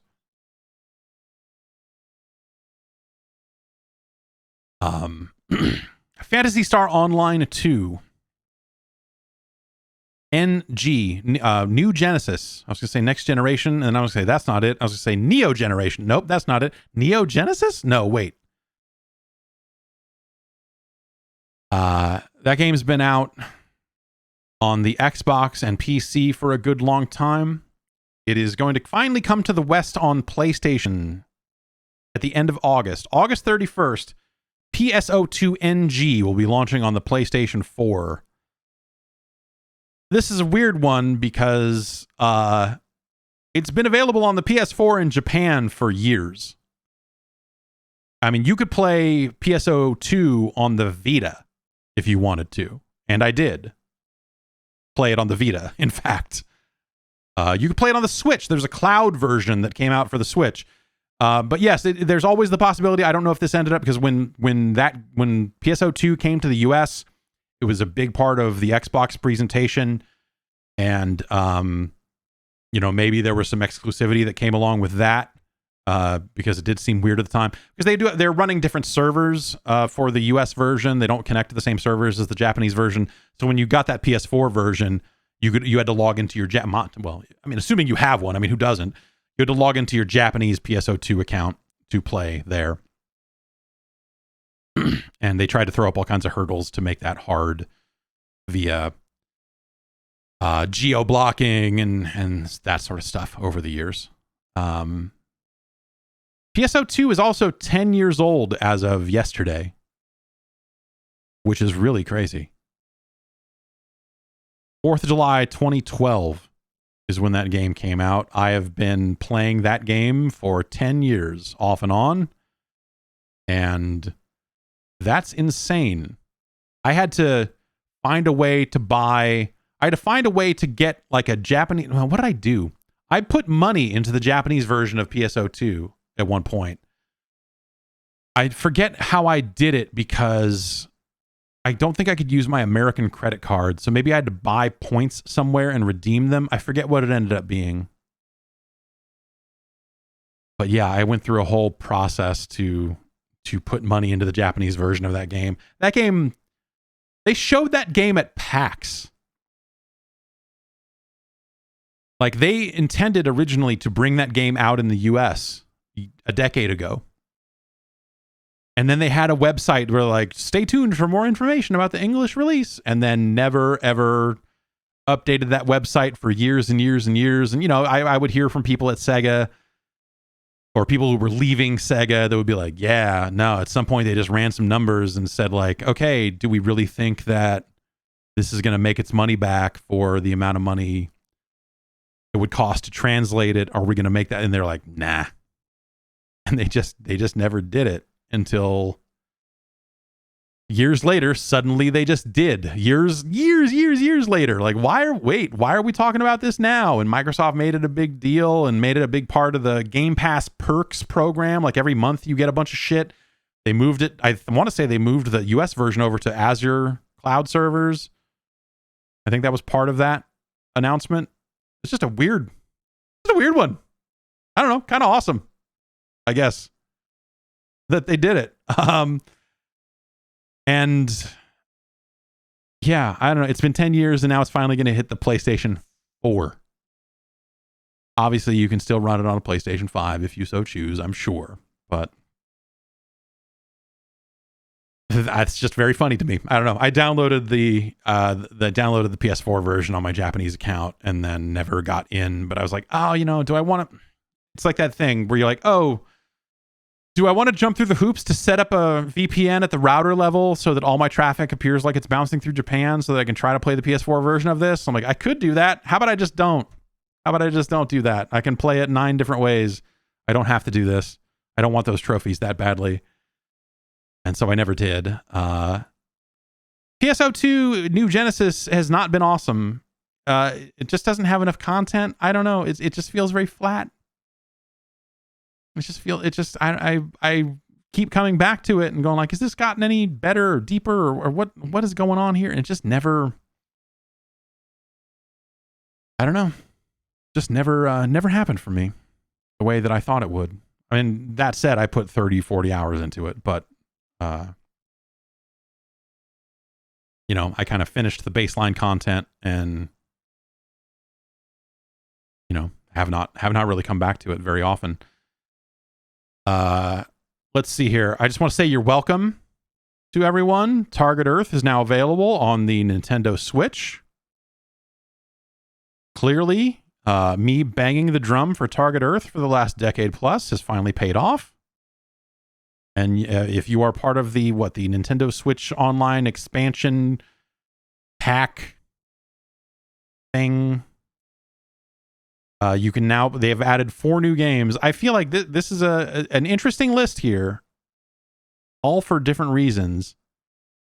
So the 4 games are Target Earth, which hopefully, so the cheat code in Target Earth is to press start on controller 2. I don't know how easy it is to do that on a Switch without actually providing a second controller. I don't know if you can like map it real quickly and then hit the button and map it back. I don't know. But I wonder if that still works. I assume it does, but you are invincible the minute you do that, and that is a fine way to play that game if you so choose. Comics Zone is also available.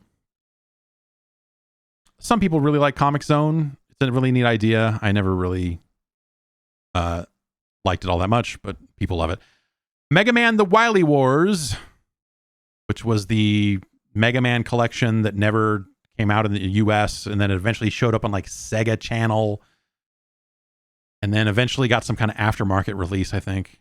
But it came out in Europe and Japan. Is that what it was? Did it come out in Europe? Yeah, so there was an English version out of Europe, and then there was the Japanese version. I think that's what it was. And the 4th game is Zero Wing. And that's the scrolling shooter of all your base or belong to us fame. The original meme. In a lot of ways, Zero Wing probably was the original video gaming meme. I guess that's true, isn't it? Because like early memes are like, you've got the Mahir, I kiss you, you can stay my home stuff. You've got the hello, my future girlfriend kid. Like, pre-Star Wars kid. Star Wars kid was that guy that's too new for what we're talking about here.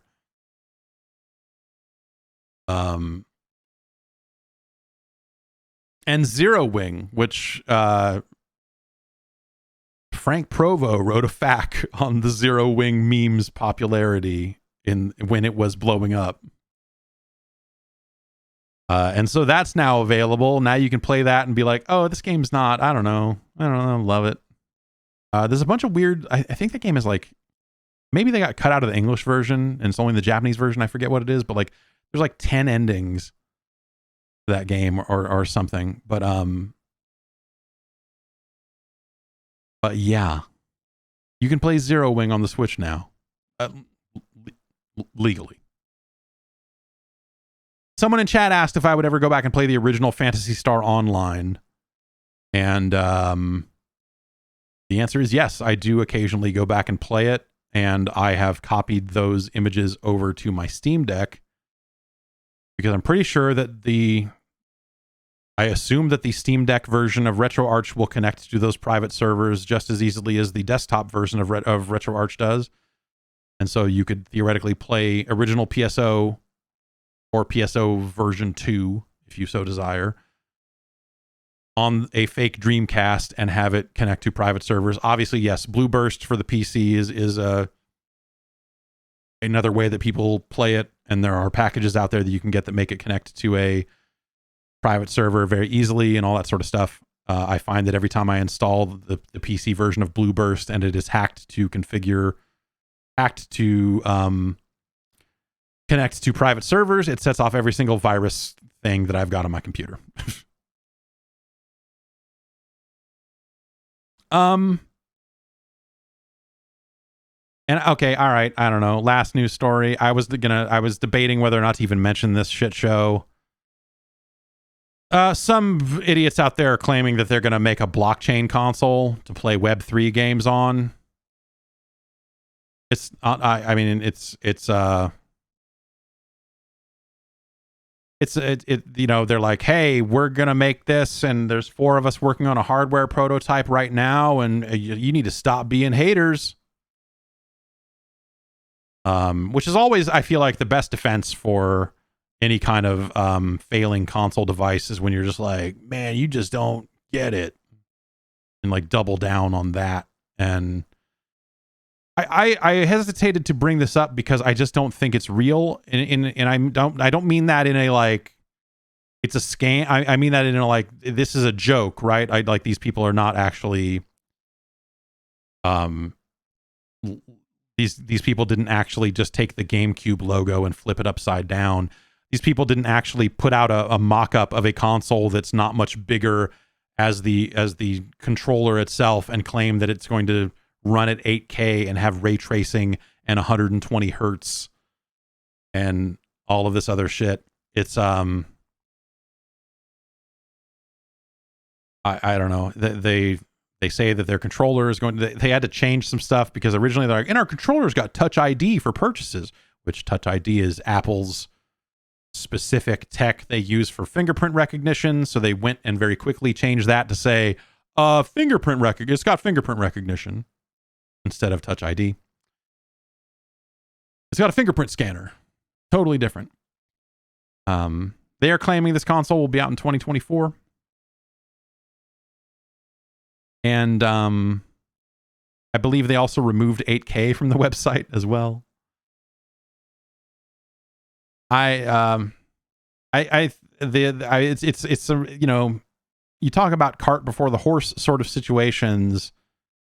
It doesn't seem like that there's a lasting market for actual fucking blockchain video games, let alone enough of them to support a console devoted to playing them. So, yeah, I don't know. That stuff is, that it just seems like levels upon levels of total bullshit. And I can't wait for them to start accepting money so that morons can get ripped off. You know, good luck to the people running this operation. I hope that they scam a lot of people, I guess. I don't know. Just the dumbest shit. And there's so much idiotic excitement in that space. Like less and less all the time, right? Because like all that stuff is falling off a fucking cliff. But you've still got people out there that are just like, yeah, man, had some great meetings. And, you know, I think the real players in this space understand that it's a marathon, not a sprint, you know? Like, oh, yeah, that's a good point. That's a good point. You really are nailing it. Go fuck yourself.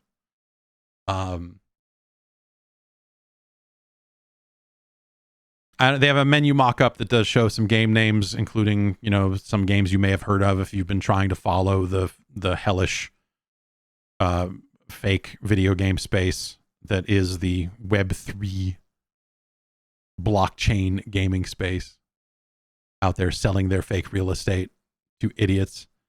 like people that don't even like video games from the looks of it. It's just like, oh, we're pretty sure this is going to make a lot of money. People play those video games an awful lot. You know, hey, it says something about how bad this stuff looks when Diablo Immortal looks like far less of a scam than all of this shit.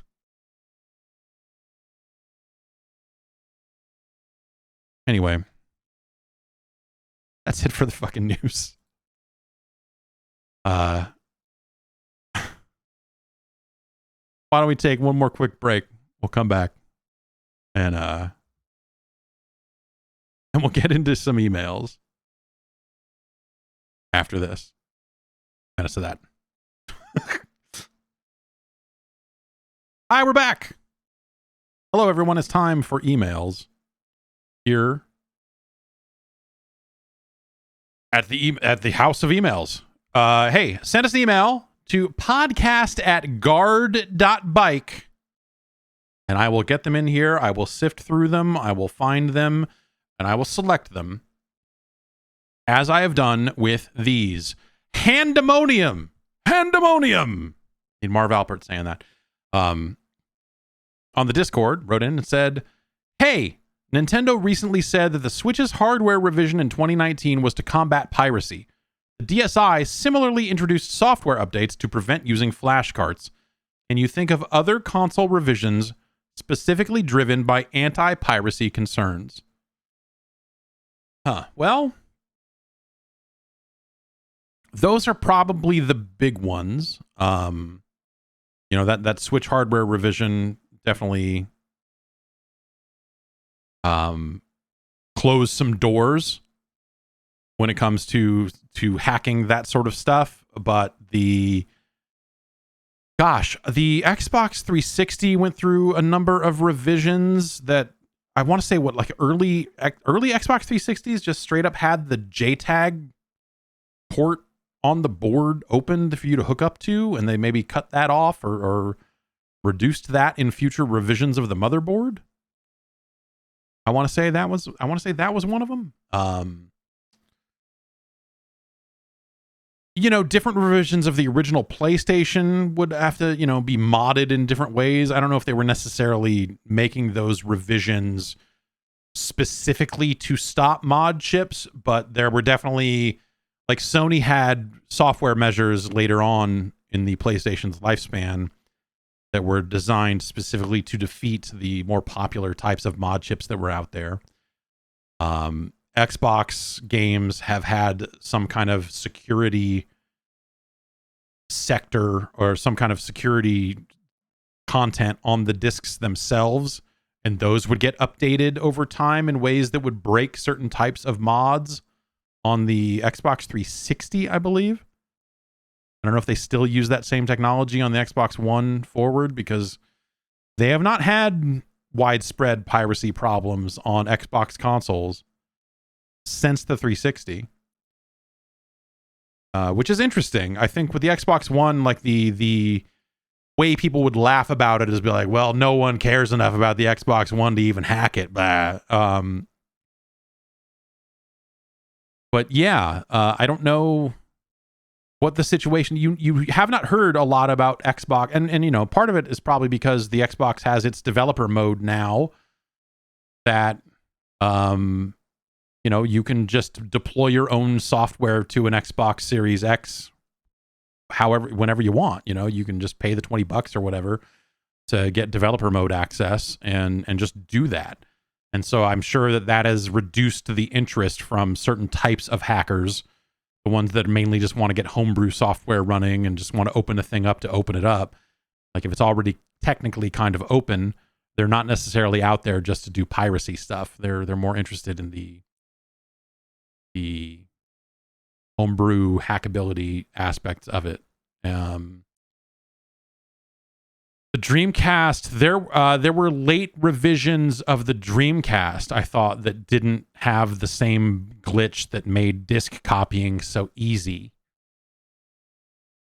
I believe. I think the last rev of the Dreamcast, I think, might not run CDs, like the Mill 2000, whatever it was. What else? I'm trying to think if there are any others. I mean, the PSP. Well, I don't know. The PSP was always just open. Once it got open, when they would revise the hardware, people would have to find new ways in. But they got it, and yeah, because if you had a PSP that didn't have a removable battery, then you couldn't have the weird fake dev battery trick. Which you could hack the firmware on a battery for your PSP. That's a really weird concept. It's a really weird concept. What else? Yeah, I don't know. I'm sure all of these console revisions in some ways were designed to break whatever existing methods of piracy existed, right? When they would release a new revision of the PS2, it would be like, oh, well, now we have to figure out where to wire up a new mod chip, and people would do it, and that would be that. It wouldn't ever stop it. All my PSP batteries got all swolled up. Hey, if you've got PSP batteries in your garage, go find them because they're probably getting ready to burst. You got to throw those things away. They're not safe. Whether they're Pandora batteries, regular batteries, whatever you got. Go check your PSP batteries. I had one that was bulging outside the red Kratos PSP, and the battery had bulged out so much that it had blasted the cover off the battery slot. So throw all those away. Get rid of those before they cause a real problem for you. They're not safe. But yeah, no, the obviously once consoles started having firmware, then you started seeing the ability for like, hey, here's a firmware update that breaks these flash cards. Like the 3DS went through a long process of that where flash cards would just work, and then like, oh, well, we've shut off access to these flash cards this way and all this sort of stuff. But now the 3DS is blasted pretty wide open. I don't know if anyone has done anything with the newer revisions of the Switch hardware, or if those are pretty well blocked off now. But that original Switch revision is just broken. You can just do whatever the hell you want with those things. It's weird. Get like a paper clip and jump some wires to get whatever it is. And so that's pretty wild. But yeah, the DS and the 3DS got their firmware updates and stuff that would break flash cart support, and so the flash cart makers would have to make new flash carts, and so you had this cat and mouse game with that sort of casual piracy right up until the point where people were like, oh, well, we're just going to overwrite all of the firmware, or we're going to hack the firmware in such a way that prevents you from blocking us out again, or whatever it is.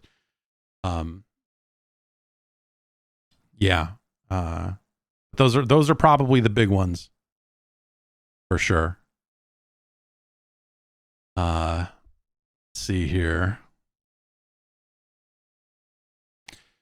Nick from Detroit writes in talking about some classic gaming magazines, saying the video game magazine appeal for me went from Nintendo Power being the kiddie company message to GamePro being the slightly less corporate but still kind of kiddie, to EGM being a good balance of aimed at kids somewhat but still serious at times about covering the industry, to video games and computer entertainment being the magazine aimed more at PC players and adults, so it struck me as kind of boring.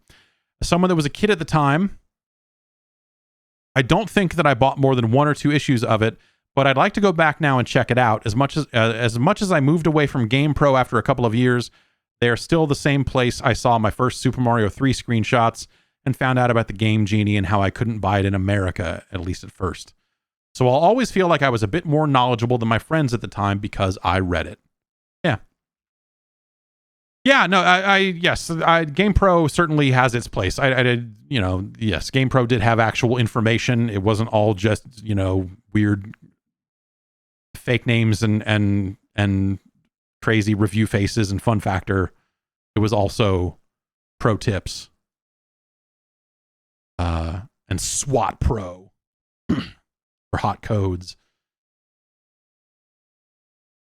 Yeah, I don't know. Video game magazines. I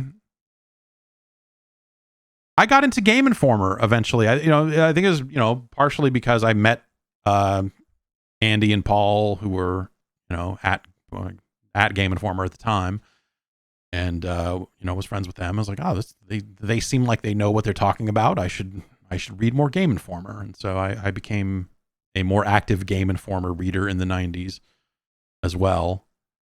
A lot of people saying Game Fan. We're talking about magazines that you read with your with words. We're talking about magazines with words here. We're not talking about here's 8,000 screenshots of an anime game. Whatever. I was never interested in Game Fan. That one issue of Game Fan had some words in it. I don't remember that. You know what? Let's move on.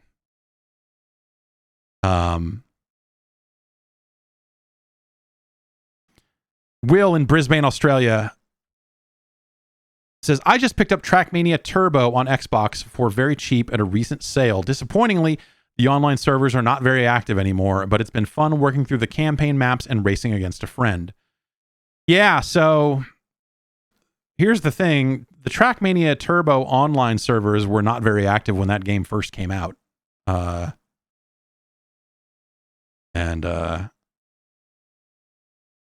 Yeah. It didn't exactly burn up the charts. Yes, that game is available on the PlayStation Plus extra tier, and I want to say it was an Xbox Live Games with Gold at some point too, because I think I got a version there. But Trackmania Turbo is a pretty cool game. It's a very different Trackmania game than the other Trackmania games, and it's neat on its own merits, but it is sort of its different thing.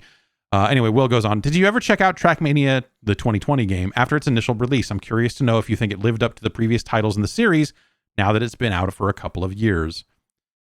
I look at it every so often. I remember that I have it installed and go, oh, right. It's one of those things where it's like, it's the only reason I have the Ubisoft Connect client installed. And so every so often I go, oh, right. Yeah, Trackmania is there. And I go and play a little bit of that. They have rebuilt the menus over and over again and all that sort of stuff. There are people playing it. It's not a ton. I know it is an esport somewhere in France, so it's got that going for it. But yeah, I don't know. I'm checking it out here and there. I always mean to get back into it, and maybe we'll dive in and stream some of it one of these days. It's been too long since I've really sat down and played a handful of hours of Trackmania. Brandon writes in with the age-old question. I can't help but think about all the old game IPs that exist and yet nothing is being done with them. One that comes to mind is Electronic Arts and the once revolutionary Ultima series. While I do think that Ultima is probably best as a Richard Garriott product, why is it that EA has never returned to the series after all of these years? What game franchise would you like to see revitalized in the modern era? So I think that this is something that when we talked about why it took forever for Street Fighter 4 to come out, and all of that sort of stuff, I think it's probably a pretty similar situation where a franchise really needs someone who is willing to do the work to bring it back. And by that, I mean, they've got to put together the pitch that says, if you give me this much money and these many people to make this Ultima game, we will make back 10 times the amount of money you give me, 5 times, whatever the 3 times, I don't know. Different companies have different multiples that they tend to like getting back on their investments. And so that matters. And so I would say that, there really probably aren't that many people at EA that are really banging the drum for Ultima. And that it would take that. It would take someone saying, no, here's the Ultima game that needs to be made. There was that mobile game, Ultima Forever. Is that what it was called? What did it end up being called? It was Ultima 4 Ever. like a remake of Ultima 4 anyway. I still have a PC build of that somewhere. It never came out on PC, but I have a version. Ultima Rebirth, is that what that ended up being called? Yeah. I have a version of that somewhere that will boot and run on a PC that I should send to someone for preservation before my hard drive dies.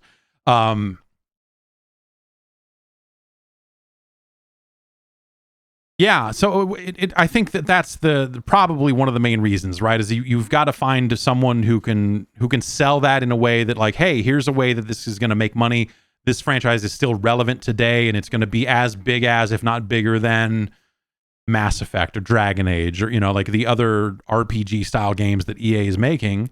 Like, if you're going to say, hey, we're going to make a new Ultima, I mean, and you want to take a really big swing at it, you have to say, hey, this is going to be bigger than Dragon Age, because otherwise they should just make another Dragon Age. And guess what? They're making another Dragon Age.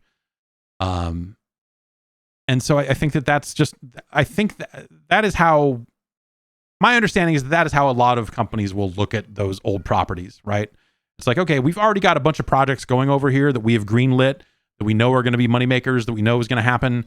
And what do you want to do with Ultima? What are you going to do with Ultima? Who remembers what Ultima even is anymore? And so you have to go and prove that out again and say, hey, yes, people remember Ultima, and here's how we can bring it back even further by doing this re-release of the classic games. Like I think that's why you see some of those classic game re-releases where they're like, oh, we're going to try to drum up support for, they said, years ago, they were like, maybe we'll make another Darkstalkers if people care about this Darkstalkers thing, or maybe we'll do this if people care about, that sort of stuff has certainly happened over the years. And I think they're saying that with that Klonoa re-release that's coming up. Hey, if people really get into Klonoa 1 and 2 again, then they can maybe pave the way for a new Klonoa game to be made, which I look at and go like, oh man, I would love for a new Klonoa game to be made. Ugh. Could you imagine if we lived in a world where there was a new Klonoa? People talk about worst possible time. I'm talking about best possible timeline, where we get back to a world where there's a new Klonoa. That'd be great. That'd be great. But it takes that sort of work to build it back up, right? You have to put out those re-releases. You have to do the work to get people excited about Klonoa again, because I was never not excited about Klonoa. But are there enough people like me out there today to justify a brand new Klonoa game? Maybe not. Maybe not. So yeah, I think I look at it like, are there IPs that I would love to see come back? Sure. I don't think it necessarily has to be a licensed game, but I would love to see a new Blitz, a new NFL Blitz style, a new fun football game that's fun in that specific way. I know there's Mutant Football League, which is, kind of a reboot of Mutant League Football, the old Genesis game. And like, there are people that have tried to do arcade style football relatively recently. I think that the specifics of Blitz are very specific. And EA did that one and they fucked up. Man, that Blitz, EA put that NFL Blitz out because they were putting out NBA Jam again. They're like, oh, we got the rights to NBA Jam. We're going to put out a new NBA Jam. They're like, that's weird. You're not Midway, but okay, sure. Fuck it. And it was all right. They put out NBA Jam. They're like, yeah, hey, you know what? This is all right. And then with Blitz, this is a highly specific thing, but this is a make or break thing for the feel of that game. And it's an ability that you need on offense to make it feel right and give you an option against aggressive defense. You need to be able to jump pass. The biggest thing in NFL Blitz if you are playing at any kind of competitive level, is you need to be able to jump, and while you are in the air, throw the pass. Very simple. Absolutely key. For whatever reason, they did that Blitz remake, and you can't jump pass. It's like, how did this happen? How did this happen? Jeremy writes in, marking a third week of us talking about Mario's voice. Listening to your discussion about the Chris Pratt Mario voice situation lately got me thinking, if the movie ends up being a huge success, do you think we will end up getting a mainline Mario game where Mario actually speaks? Not the traditional "it's a me" or whatever, but like real full dialogue. No. I'm going to say that nothing that happens in the movie will ever influence Nintendo in a meaningful way, because they will not allow it to influence them. They will go about their business the way they like going about their business, and they will be stubborn about it. And I think that's fine. I think Link should have spoken 5 games ago. But I will go to the grave saying that Mario should not speak. Unless my one exception is if you can, acquire the rights to an AI version of Captain Lou Albano's voice. And that's it. That's the only allowance. Jason in Melbourne, Australia writes in with a, this is an, I was not prepared for this. This is, okay. Jason in Melbourne, Australia asks, is Kendrick Lamar rap for boomers? And he goes on. I have been listening to the latest album quite a bit, and this realization hit me. Being halfway across the world, it is hard to gain a sense of Kung Fu Kenny's reach. However, he appeared on the Super Bowl halftime show. Features on his album include Ghostface and Beth Gibbons from Portishead, and the age of the many online commentators going nuts over his performances. Maybe we are all just convincing ourselves that we keep a pulse on music listening to the rap equivalent of the MTV classic.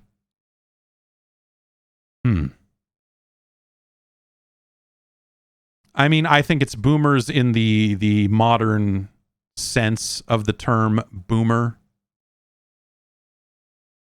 Yes, I mean, I don't think that the kids are out there listening to Kendrick's albums. I don't.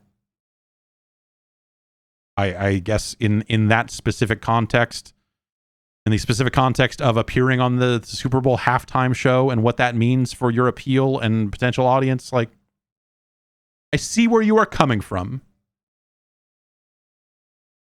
But, whatever. We're technically talking about what, like millennials, elder millennials, what are, where's the cutoff there for that sort of stuff? If you want to break it down from the wide swath use of the term boomer that has become all the rage these days. Because yes, actual genuine boomers from the baby boom are like 70 or something. So real actual boomers are not listening to Kendrick Lamar at all. But in the grant, and I am only going into this level of detail because people in the chat are now arguing about what the term boomer means. We need to just accept that that the term boomer has grown to encompass, what is it? Anyone over 25?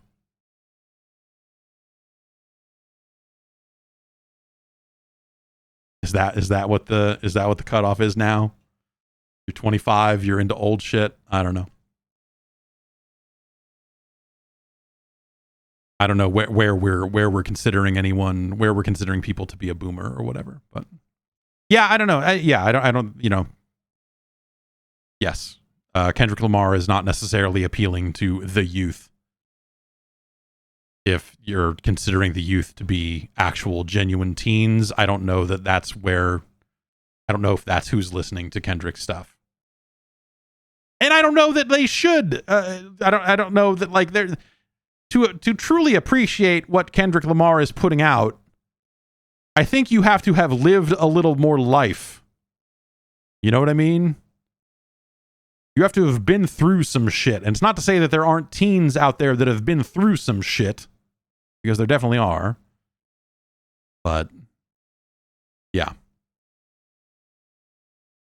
But yeah, when you're getting Beth from Portishead and you're out, that's a fair point. That's a fair point. Now, just see now. Okay,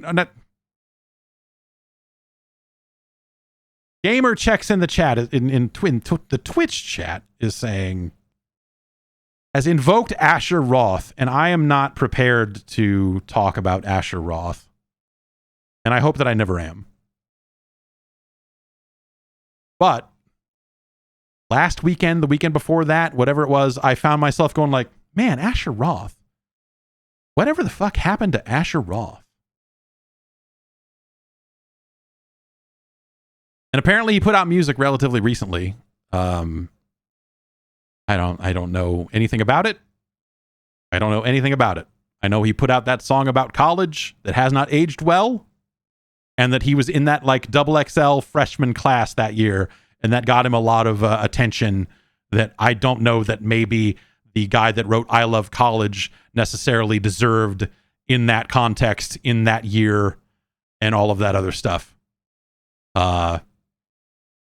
It's not to say that Asher Roth is completely creatively bankrupt. I don't want to have a half-hour conversation about Asher Roth here, but Asher Roth has he is a skilled rapper.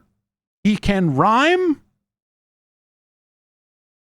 I don't know that I don't know what I assume he's rapping about weed. If I had to guess, he's rapping about weed and maybe has a couple of songs that you go like, whoa, man, that's deep.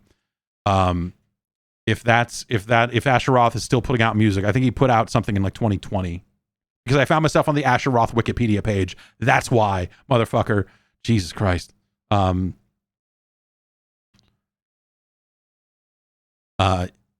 in chat saying he's rapping out politics and culture. Yeah. Okay. All right. Well, you know, I'll put it this way. I'd rather listen to Asher Roth than Jack Harlow. If someone's going to go ahead and mention Jack Harlow in the chat, I will follow up with, fuck that.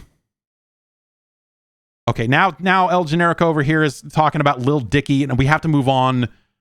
I don't want to fucking talk about Lil Dicky. It's fucking terrible. It's not funny. It's not like Lil Dicky is not even like a funny fucking parody fucking rap act. Lil Dicky is fucking bad across the board. I can't do this right now. I can't do this right now. Joe from Florida says, I've been hearing a lot of good things about Neon White, but it seems like most people say the best way to play is on keyboard and mouse. I don't have a PC, but I have a Nintendo Switch. Is this game still worth playing on the Switch, in your opinion? I think that Neon White is very playable with a controller, but I do think it is better with a mouse and keyboard. On a Switch, that's not going to be a problem. And on a Switch, you're not going to have to fight on leaderboards with people that are using a mouse and keyboard. So at least there's that. God damn it. I will start a fucking hip hop podcast if I fucking have to. God. When Rumbleverse ships, God damn it. Asher. I think that Neon White is very playable with a controller. The later, I have not gotten super deep into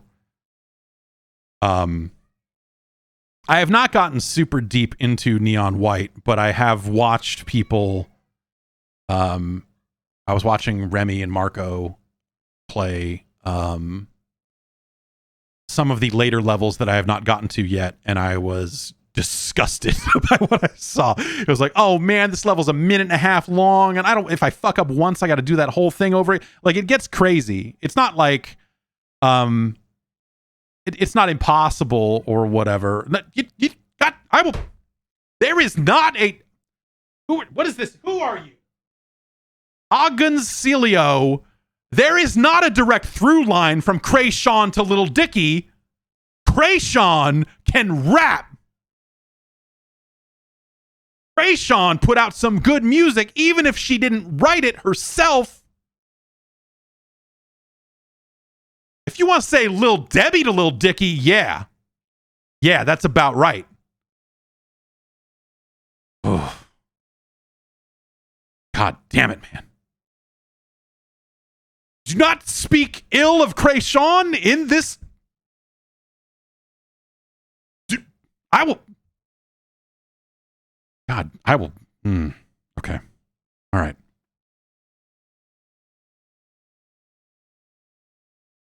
I like that one Lil Debbie track with Riff Raff on it because it really sounds like Riff Raff wrote the verse, and it sucks in a very specific way. I'm just saying, where is Chippy Nonstop when you need her? All right. Okay. Is Nova Rockefeller okay? Can someone tell? Okay. All right. Okay. We're going to move on. We're going to move on. We're going to move on. Jamie from the UK writes in. It says, every now and then throughout the past 30 years of my life, I'll wake up with the Jonkin music jingle from Alex Kidd in Miracle World playing on a loop in my head. That's the rock, paper, scissors music. It'll usually be there for a day or so before retreating into my memory for a while. It will, however, eventually return, always seemingly unprovoked. It's a jam, so I'm not mad about it, but I'm not sure why my childhood memory clung to this particular jingle to replay forever. Have you ever been straight up haunted by a piece of music or sound effect from an old game that rattles around in your head to this day? I mean, the Jonkin music, the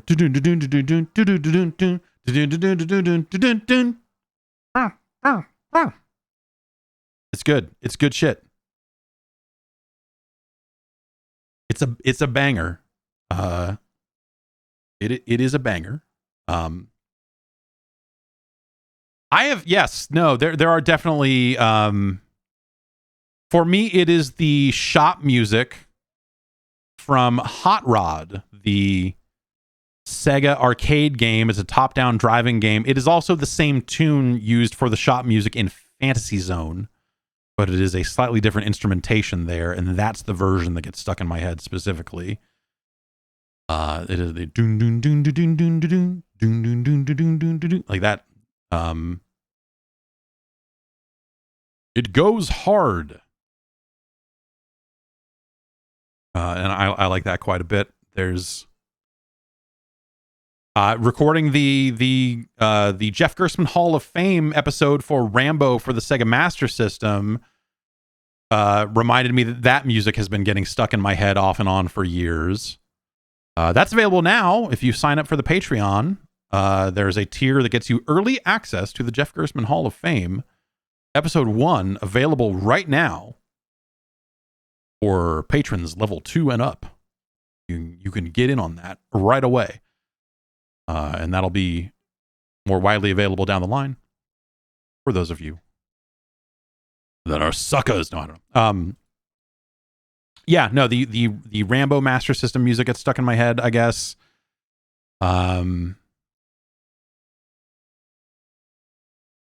There's a couple of, I mean, the Space Harrier theme has been my ringtone for the last, 6 years or something now. But that's something that can always be there in my head, and I'm never going to mind it. It's all Sega stuff. I don't know what that means, other than they have an era of making amazing music for video games. But, oh, God damn it. All right. Front Fungus in Austin writes in and asks, oh, can't believe I have to weigh in this. What's the name of the Hang On song? Is it Riding a Crisis? I think it's called. I believe that's the name of it. Anyway. All right. Front Fungus in Austin writes in. This did not come in today. If they had to compete in a dance battle and an MC battle, who are you picking between MC Search and MC Hammer? It's time they squash their beef. Outright a crisis. Yes, that's the... All right. In a dance battle and in an MC battle, who wins between MC Search, formerly of Third Base, who was most recently seen being a part of some weird NFT scam? Who's a better dancer, MC Search or MC Hammer? I'm going to say MC Hammer is a... I'm sorry, just Hammer, please.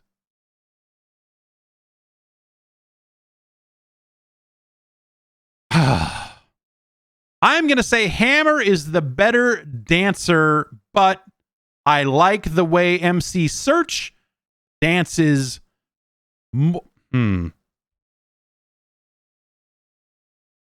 Search, not a bad dancer. On the MC end of things, it's Search.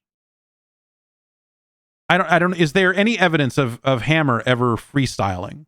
Like, period. Maybe there must be somewhere, but I don't know. Search is a hell of an MC.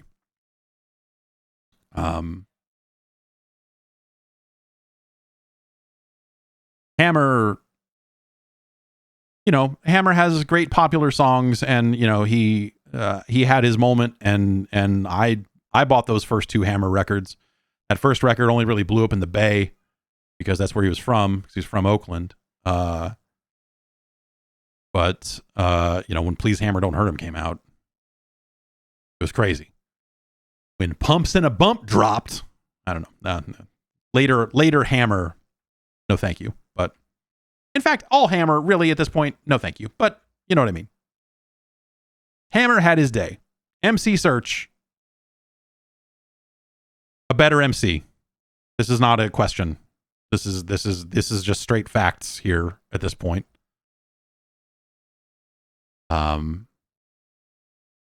But dancing is I don't know. Search can dance. There's plenty of evidence out there of MC Search dancing. Papa Large from Amsterdam writes in and says, couldn't VR potentially solve the conundrum of implementing drive-bys and car combat like Twisted Metal in video games? Thinking about, you can simply look left or right or wherever to shoot with one hand while you drive the car with the other and kind of keep it straight using your peripheral vision. No? Yes? Maybe? Yeah, no, totally. Like, two-handed cockpit type of action, yes, you could... I mean... You would want pedals, I guess, to do that, to truly do that. But yes, definitely, you can steer with one hand, shoot with the other. There was that game, I forget what it's called now, but it was like a game where you were kind of in like a hover skiff that kind of had walls around it so you could crouch. And so you would float around on this hover thing and shoot a pistol at enemies that were also in similar crafts. And that was a really neat idea for a multiplayer shooter in VR, because it kind of gave you cover because you could always duck. Hover junkers, that's what it's called. That was a really cool idea. But yes, cockpit shit in VR. Cockpits make total sense in VR. 100%. And yes, you could shoot a pistol out of a car while driving a car. That would definitely happen. As far as Twisted Metal car combat goes, I think that works a little bit less in a first-person view. Because if you think about it, Twisted Metal is all about weapons that are firing forward out of the car or out of the back. And you're going to, you can always see the heads-up display. I guess you could always have a big rear view mirror that maybe shows you if you're going to hit something behind you, if you're dropping oil slicks or whatever it is. But like the problem with a lot of the car combat stuff is that you steer it like a car, and a lot of the vehicles only shoot out of the very front and very back. You would have some cars, like the cop car in Twisted Metal had that super attack that would just have a sweeping electric beam that would hit from any angle. But otherwise, you're like, oh, I've got to line up this shot. We've talked about it before, but cars can't strafe.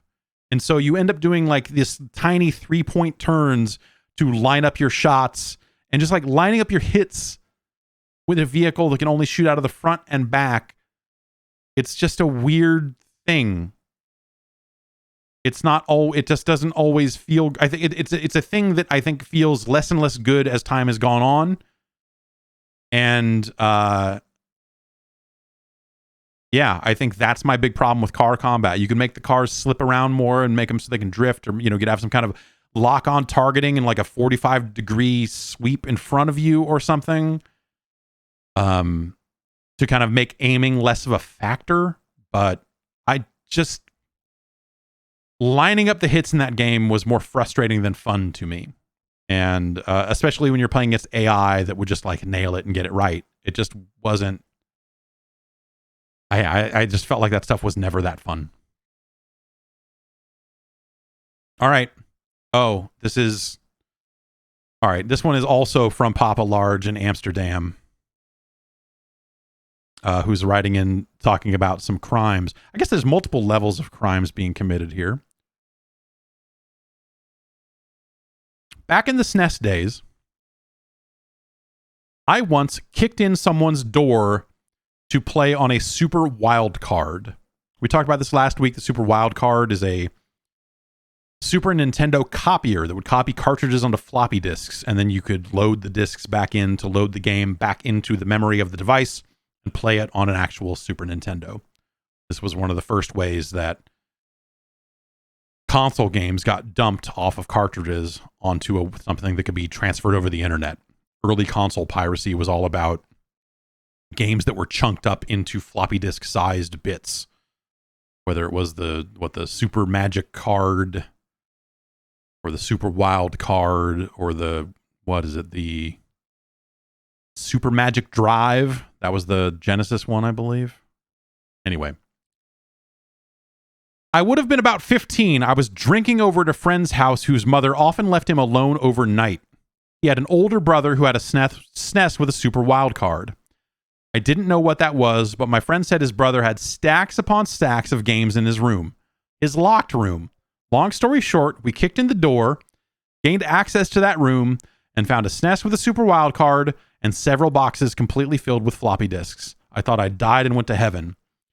What stuck with me most wasn't that his brother had hundreds of games, of which many were Japanese imports. He also had games that were clearly not regular Snes games, one of which featured a cowboy and a Native American lady. Years later, I found out that it was a game called Custer's Revenge.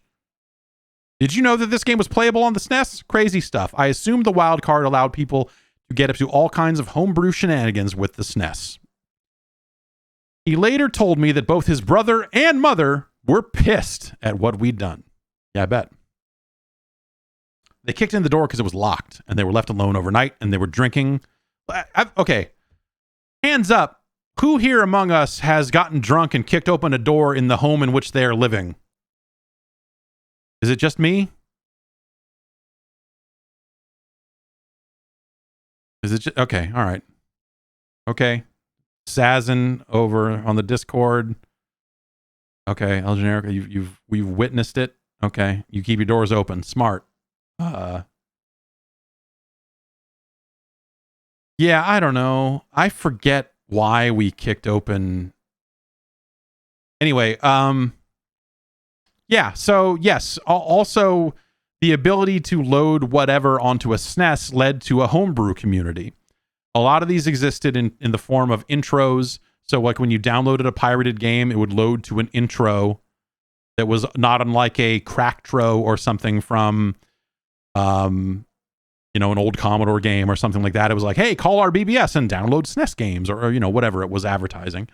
So they would put those onto SNES games, which was crazy. And they would put trainers in them so you could cheat, and they would put all kinds of stuff like that. And also, yes, there was some homebrew. A lot of that was really crude stuff. Like I have a directory of weird stuff that's just been sitting on various hard drives of mine for probably 20 years now that are just like people coded an image viewer for the SNES, and then they would code SNES ROMs that were basically like, here's 5 pictures of a naked lady. And when you hit the start button, it moves to the next one. And that's the whole ROM. And so a lot of people made a bunch of stupid shit like that, and all the images look like garbage. And just like, When you wanted a full good Snes set back in the day, you ended up with a lot of things on your hard drive that you were like, I guess I just got these now. And so, yeah, a lot of that stuff existed as well. There were attempts at coding emulators. Like there's a NES emulator for the TurboGrafx, and so you can find some of the simpler NES games in a format that runs on a TurboGrafx. It's really janky, but it technically works. And so you'd have people doing that kind of hacking work and all that sort of stuff. It was an interesting time for sure. All right. Ryan writes in and says, where does the Xbox stand? Since the release of the PlayStation 5 and the Series X and S, I hear significantly more about the availability of PS5 units versus Xbox units, and significantly more about what games are available or coming to the PS5 versus the Xbox. Do you think that Xbox is not trying to directly compete with PlayStation anymore? Does Microsoft view the Xbox as a Game Pass machine or as an extension to their PC gaming consumer base? Are consoles in general fading out as a concept? It's a lot of questions from Ryan. Yeah, I feel like I've heard the opposite in terms of console availability over the last year plus. Ever since those consoles became available, I feel like I've heard a lot more about Xbox availability than PlayStation availability. That has changed over the last month or so. There was was it last week or the week before? The PlayStation Direct store, which is just Sony selling stuff themselves, I feel like they had PlayStation 5s in stock for like 20 minutes or more. Like I could have bought another one. I don't need one. But yeah, those Horizon bundles were up like forever. You're like, whoa, what happened? Why are these PlayStation 5s still here? And they eventually did sell out. But yes, the PlayStation 5, it feels like recently has been somewhat more available. And so I've heard more people talking about that simply because that was still something of a novelty, the idea of finding a PlayStation 5 in stock somewhere. Whereas the Series S was a lot more available. And so you heard a lot more about Xbox stock. Some of that is probably where you are in the world, maybe. Probably has something to do with that, but I do think that Xbox is attempting to compete directly with PlayStation. It's not necessarily their focus, but I'm sure like people over at Xbox are psyched when they hear news like, wow, we outsold PlayStation in Japan. And they know like, oh, that's because supply is super constrained, but they're still like, hey, but we still did it. That's still cool.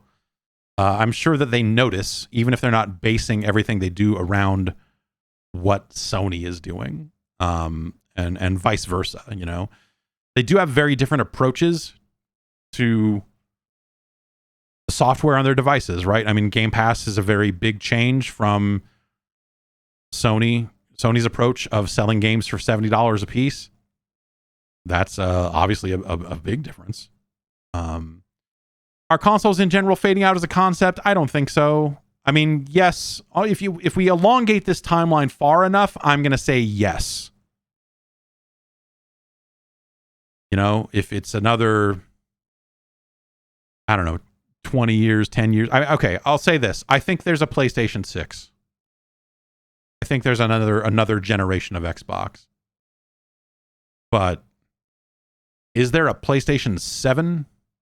Or will we have moved in a different direction technology-wise? Like, will the one way or the other, like, will the streaming technology be good enough to mitigate all of our current issues with it in terms of latency or whatever?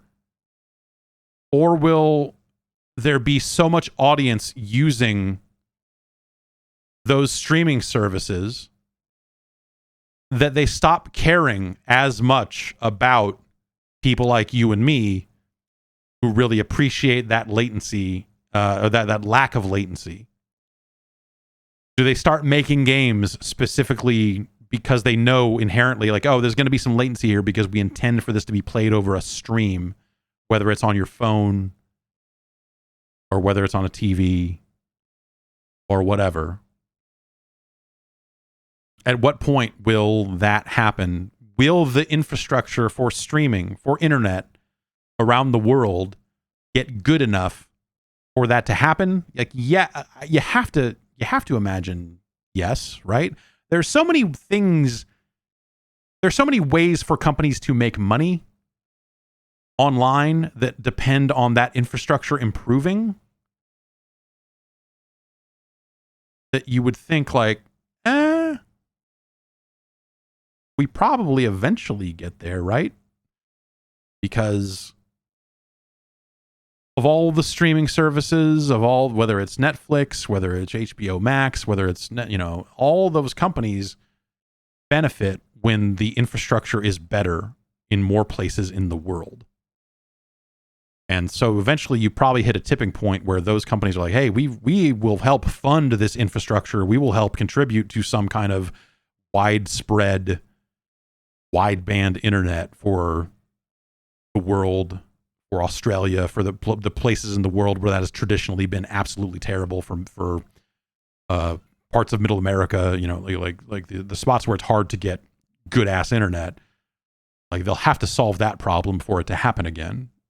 You have to think they get there. And when you think about the long play, like what does it mean? It could mean anything, right? We don't know. But when you think about the notion of Microsoft's stated goals around the number of players they want to be able to play their games, the huge mainstream audiences that they're unable to reach today because you had to buy a console. If they keep going down that line, if they keep chasing that larger audience, then the more of it they get, you maybe start to see money shifting in that direction. And again, we're talking about 10 or 20 years, Like, I'm not saying like next year is going to be, but like, over the long haul, like, think about how fast sales moved from retail being the dominant form of game sales to digital. And think about how fast that happens compared to the outrage over the Xbox One wanting to go digital only.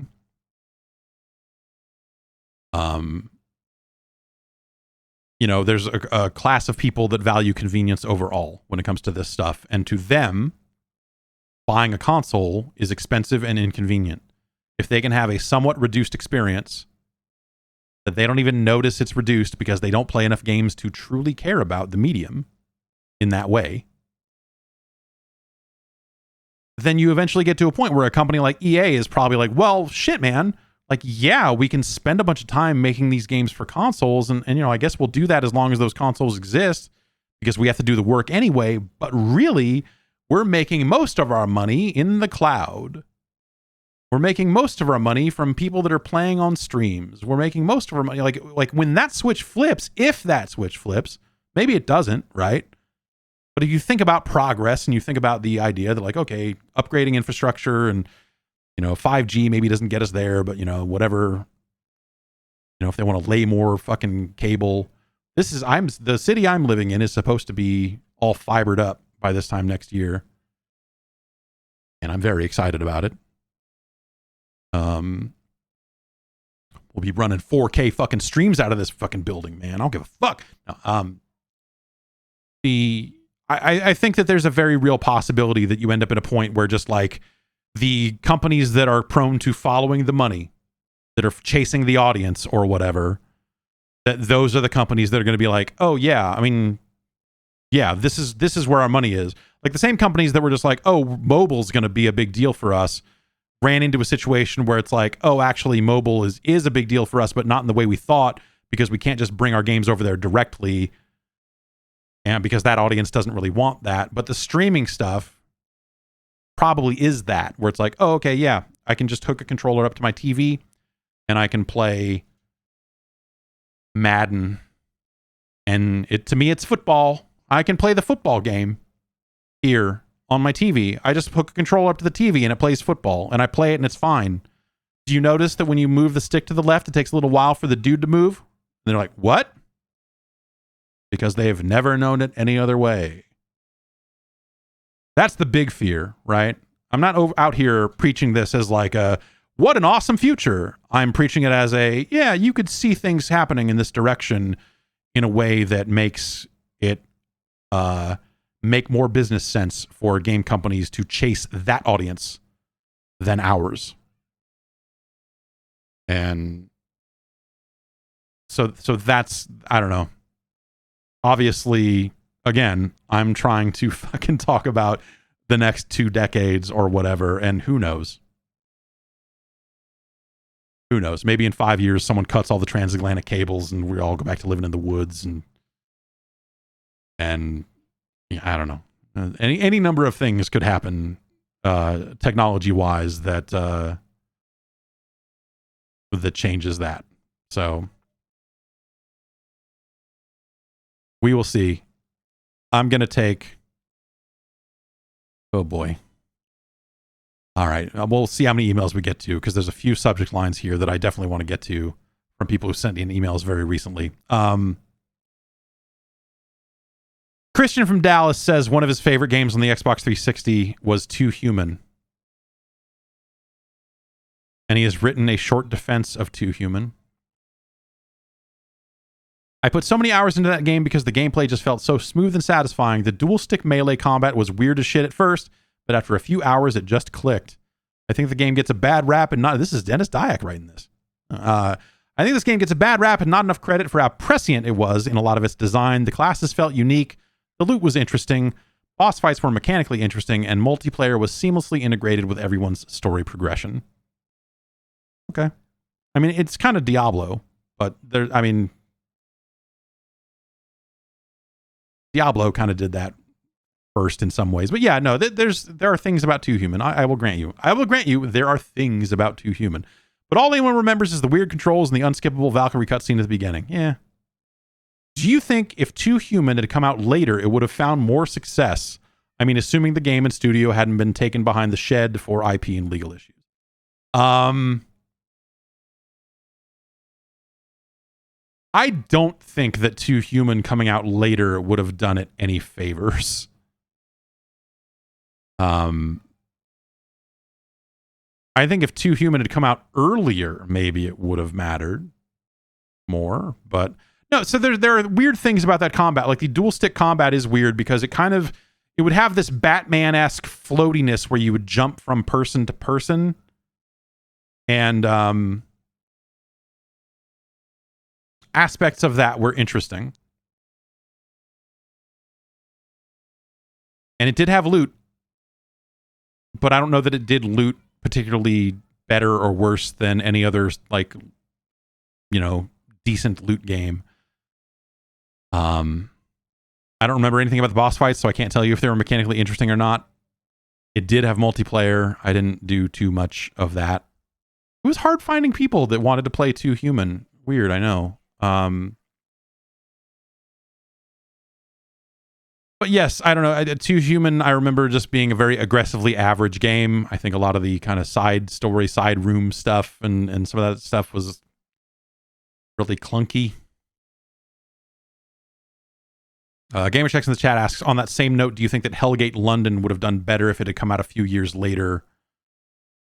Potentially. I think if it's an infrastructure question, right? Because like when you look at Destiny, when you look at Guild Wars, when you look at, but really when we think about Destiny, when we think about Outriders, when we think about that sort of stuff, like Hellgate London is doing that first person shooter Diablo quite well. I played quite a bit of Hellgate London, and all the while I said, this game is not great, but I sure did play quite a bit of it. I sure did keep playing it, even though I was like, God, this game kind of sucks.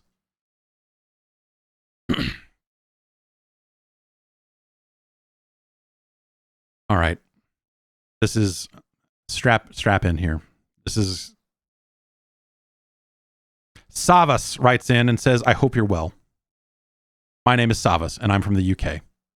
I was listening to this week's episode, and when you were talking about the downfall of the Sega Saturn and the popularity of the PlayStation, it brought up a long repressed memory from my youth. During that time, when Tomb Raider was really big, Lara Croft was featured in Lucozade adverts here in the UK. I used to get Lucozade from a store up the street from the original GameSpot office back in like 97. And one time I bought some Lucozade and it had a bunch of chunks in it. I don't know if it was wheat or if it had gone bad, but I drank it. It was not good. It had weird chunks in it. I probably shouldn't have drank that. Anyway, okay. Lara Croft was featured in Lucozade ads, and I remembered that my uncle had recorded one of these adverts onto a VHS tape and used to watch it repeatedly. He was very vocal about how attractive he found Lara Croft, and I never thought much of it as a child, but now I can only assume that he used to crank it to Lara Croft. I wish that this memory had stayed buried. Savas, you're welcome. I'm glad we can help you process your childhood traumas. That's why we're here, right? Just to lighten the load and get through the day. So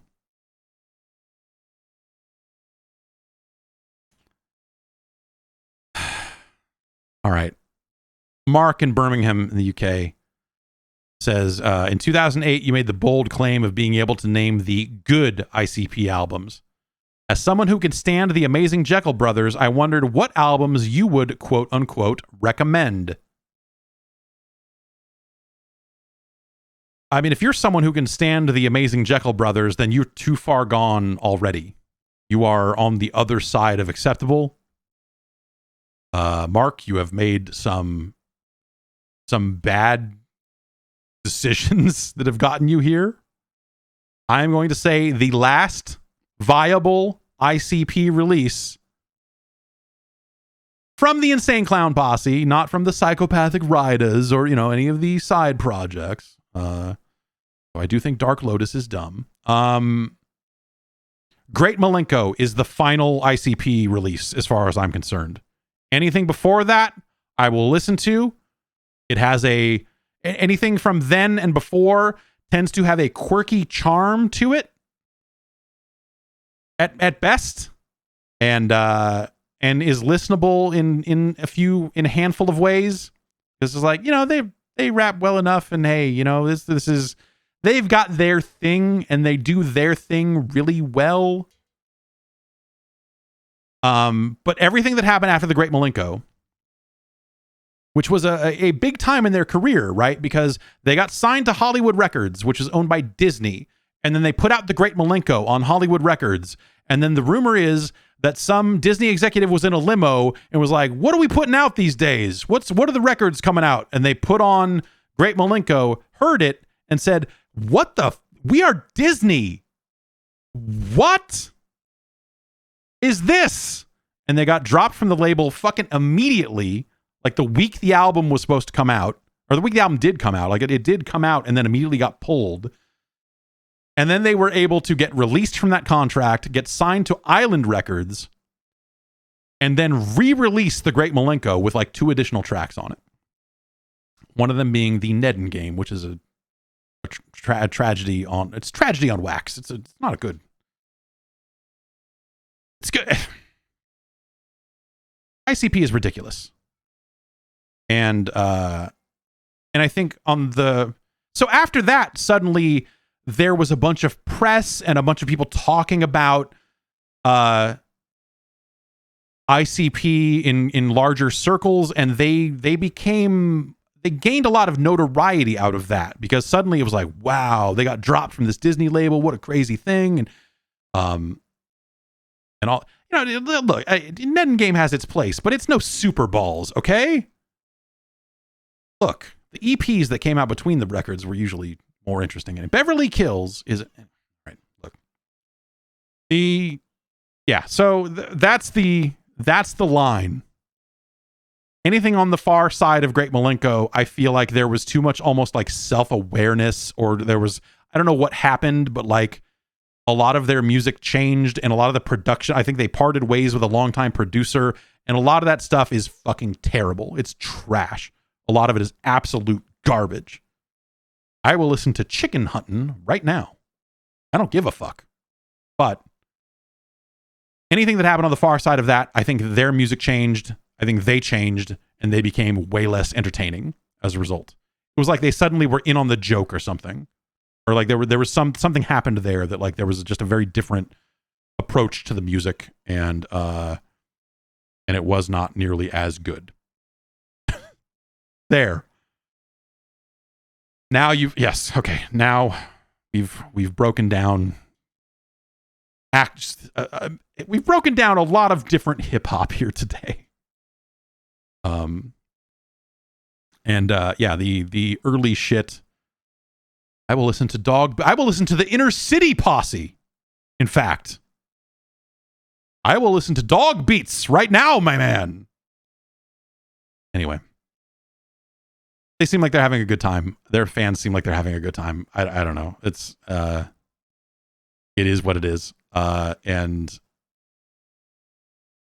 yeah, I think Riddlebox is probably the top output from them, that era, which is probably the first ICP I ever heard was Riddlebox. Anyway, I can't. That's all the ICP talk we can have for the year. We've used it all up. And that's going to do it for emails, and that's going to do it for the podcast. Again, podcast@guard.bike is where you send in your emails, and I will read them, and we will take some of them, and we will read them. Maybe next week we can get all into Mikey Clark and his production work for the Insane Clown Posse, but probably not. Anyway, thanks everybody for listening. I don't know what to tell you. There's like this is where there are a number of different ways to interact with the fucking dumb shit I'm doing over here. Find one that lines up with you. If you want to subscribe on Twitch, that's awesome. If you want to get on the Discord, if you want to sign up for Patreon, you can go to patreon.com/Jeff Gerstmann for that. If you want to go find the podcast on a podcast app and, I don't know, fucking review it, you can totally do that. That would be badass. What else? Those are the primary methods. Hey, get on YouTube. I'm on YouTube. Am I eligible for a custom URL on YouTube yet? Maybe. Do I know where to go in the YouTube settings to turn that on? I do not. But hey, yeah. Thanks everybody for listening. We'll be back next week with another episode of the Jeff Gerstmann Show.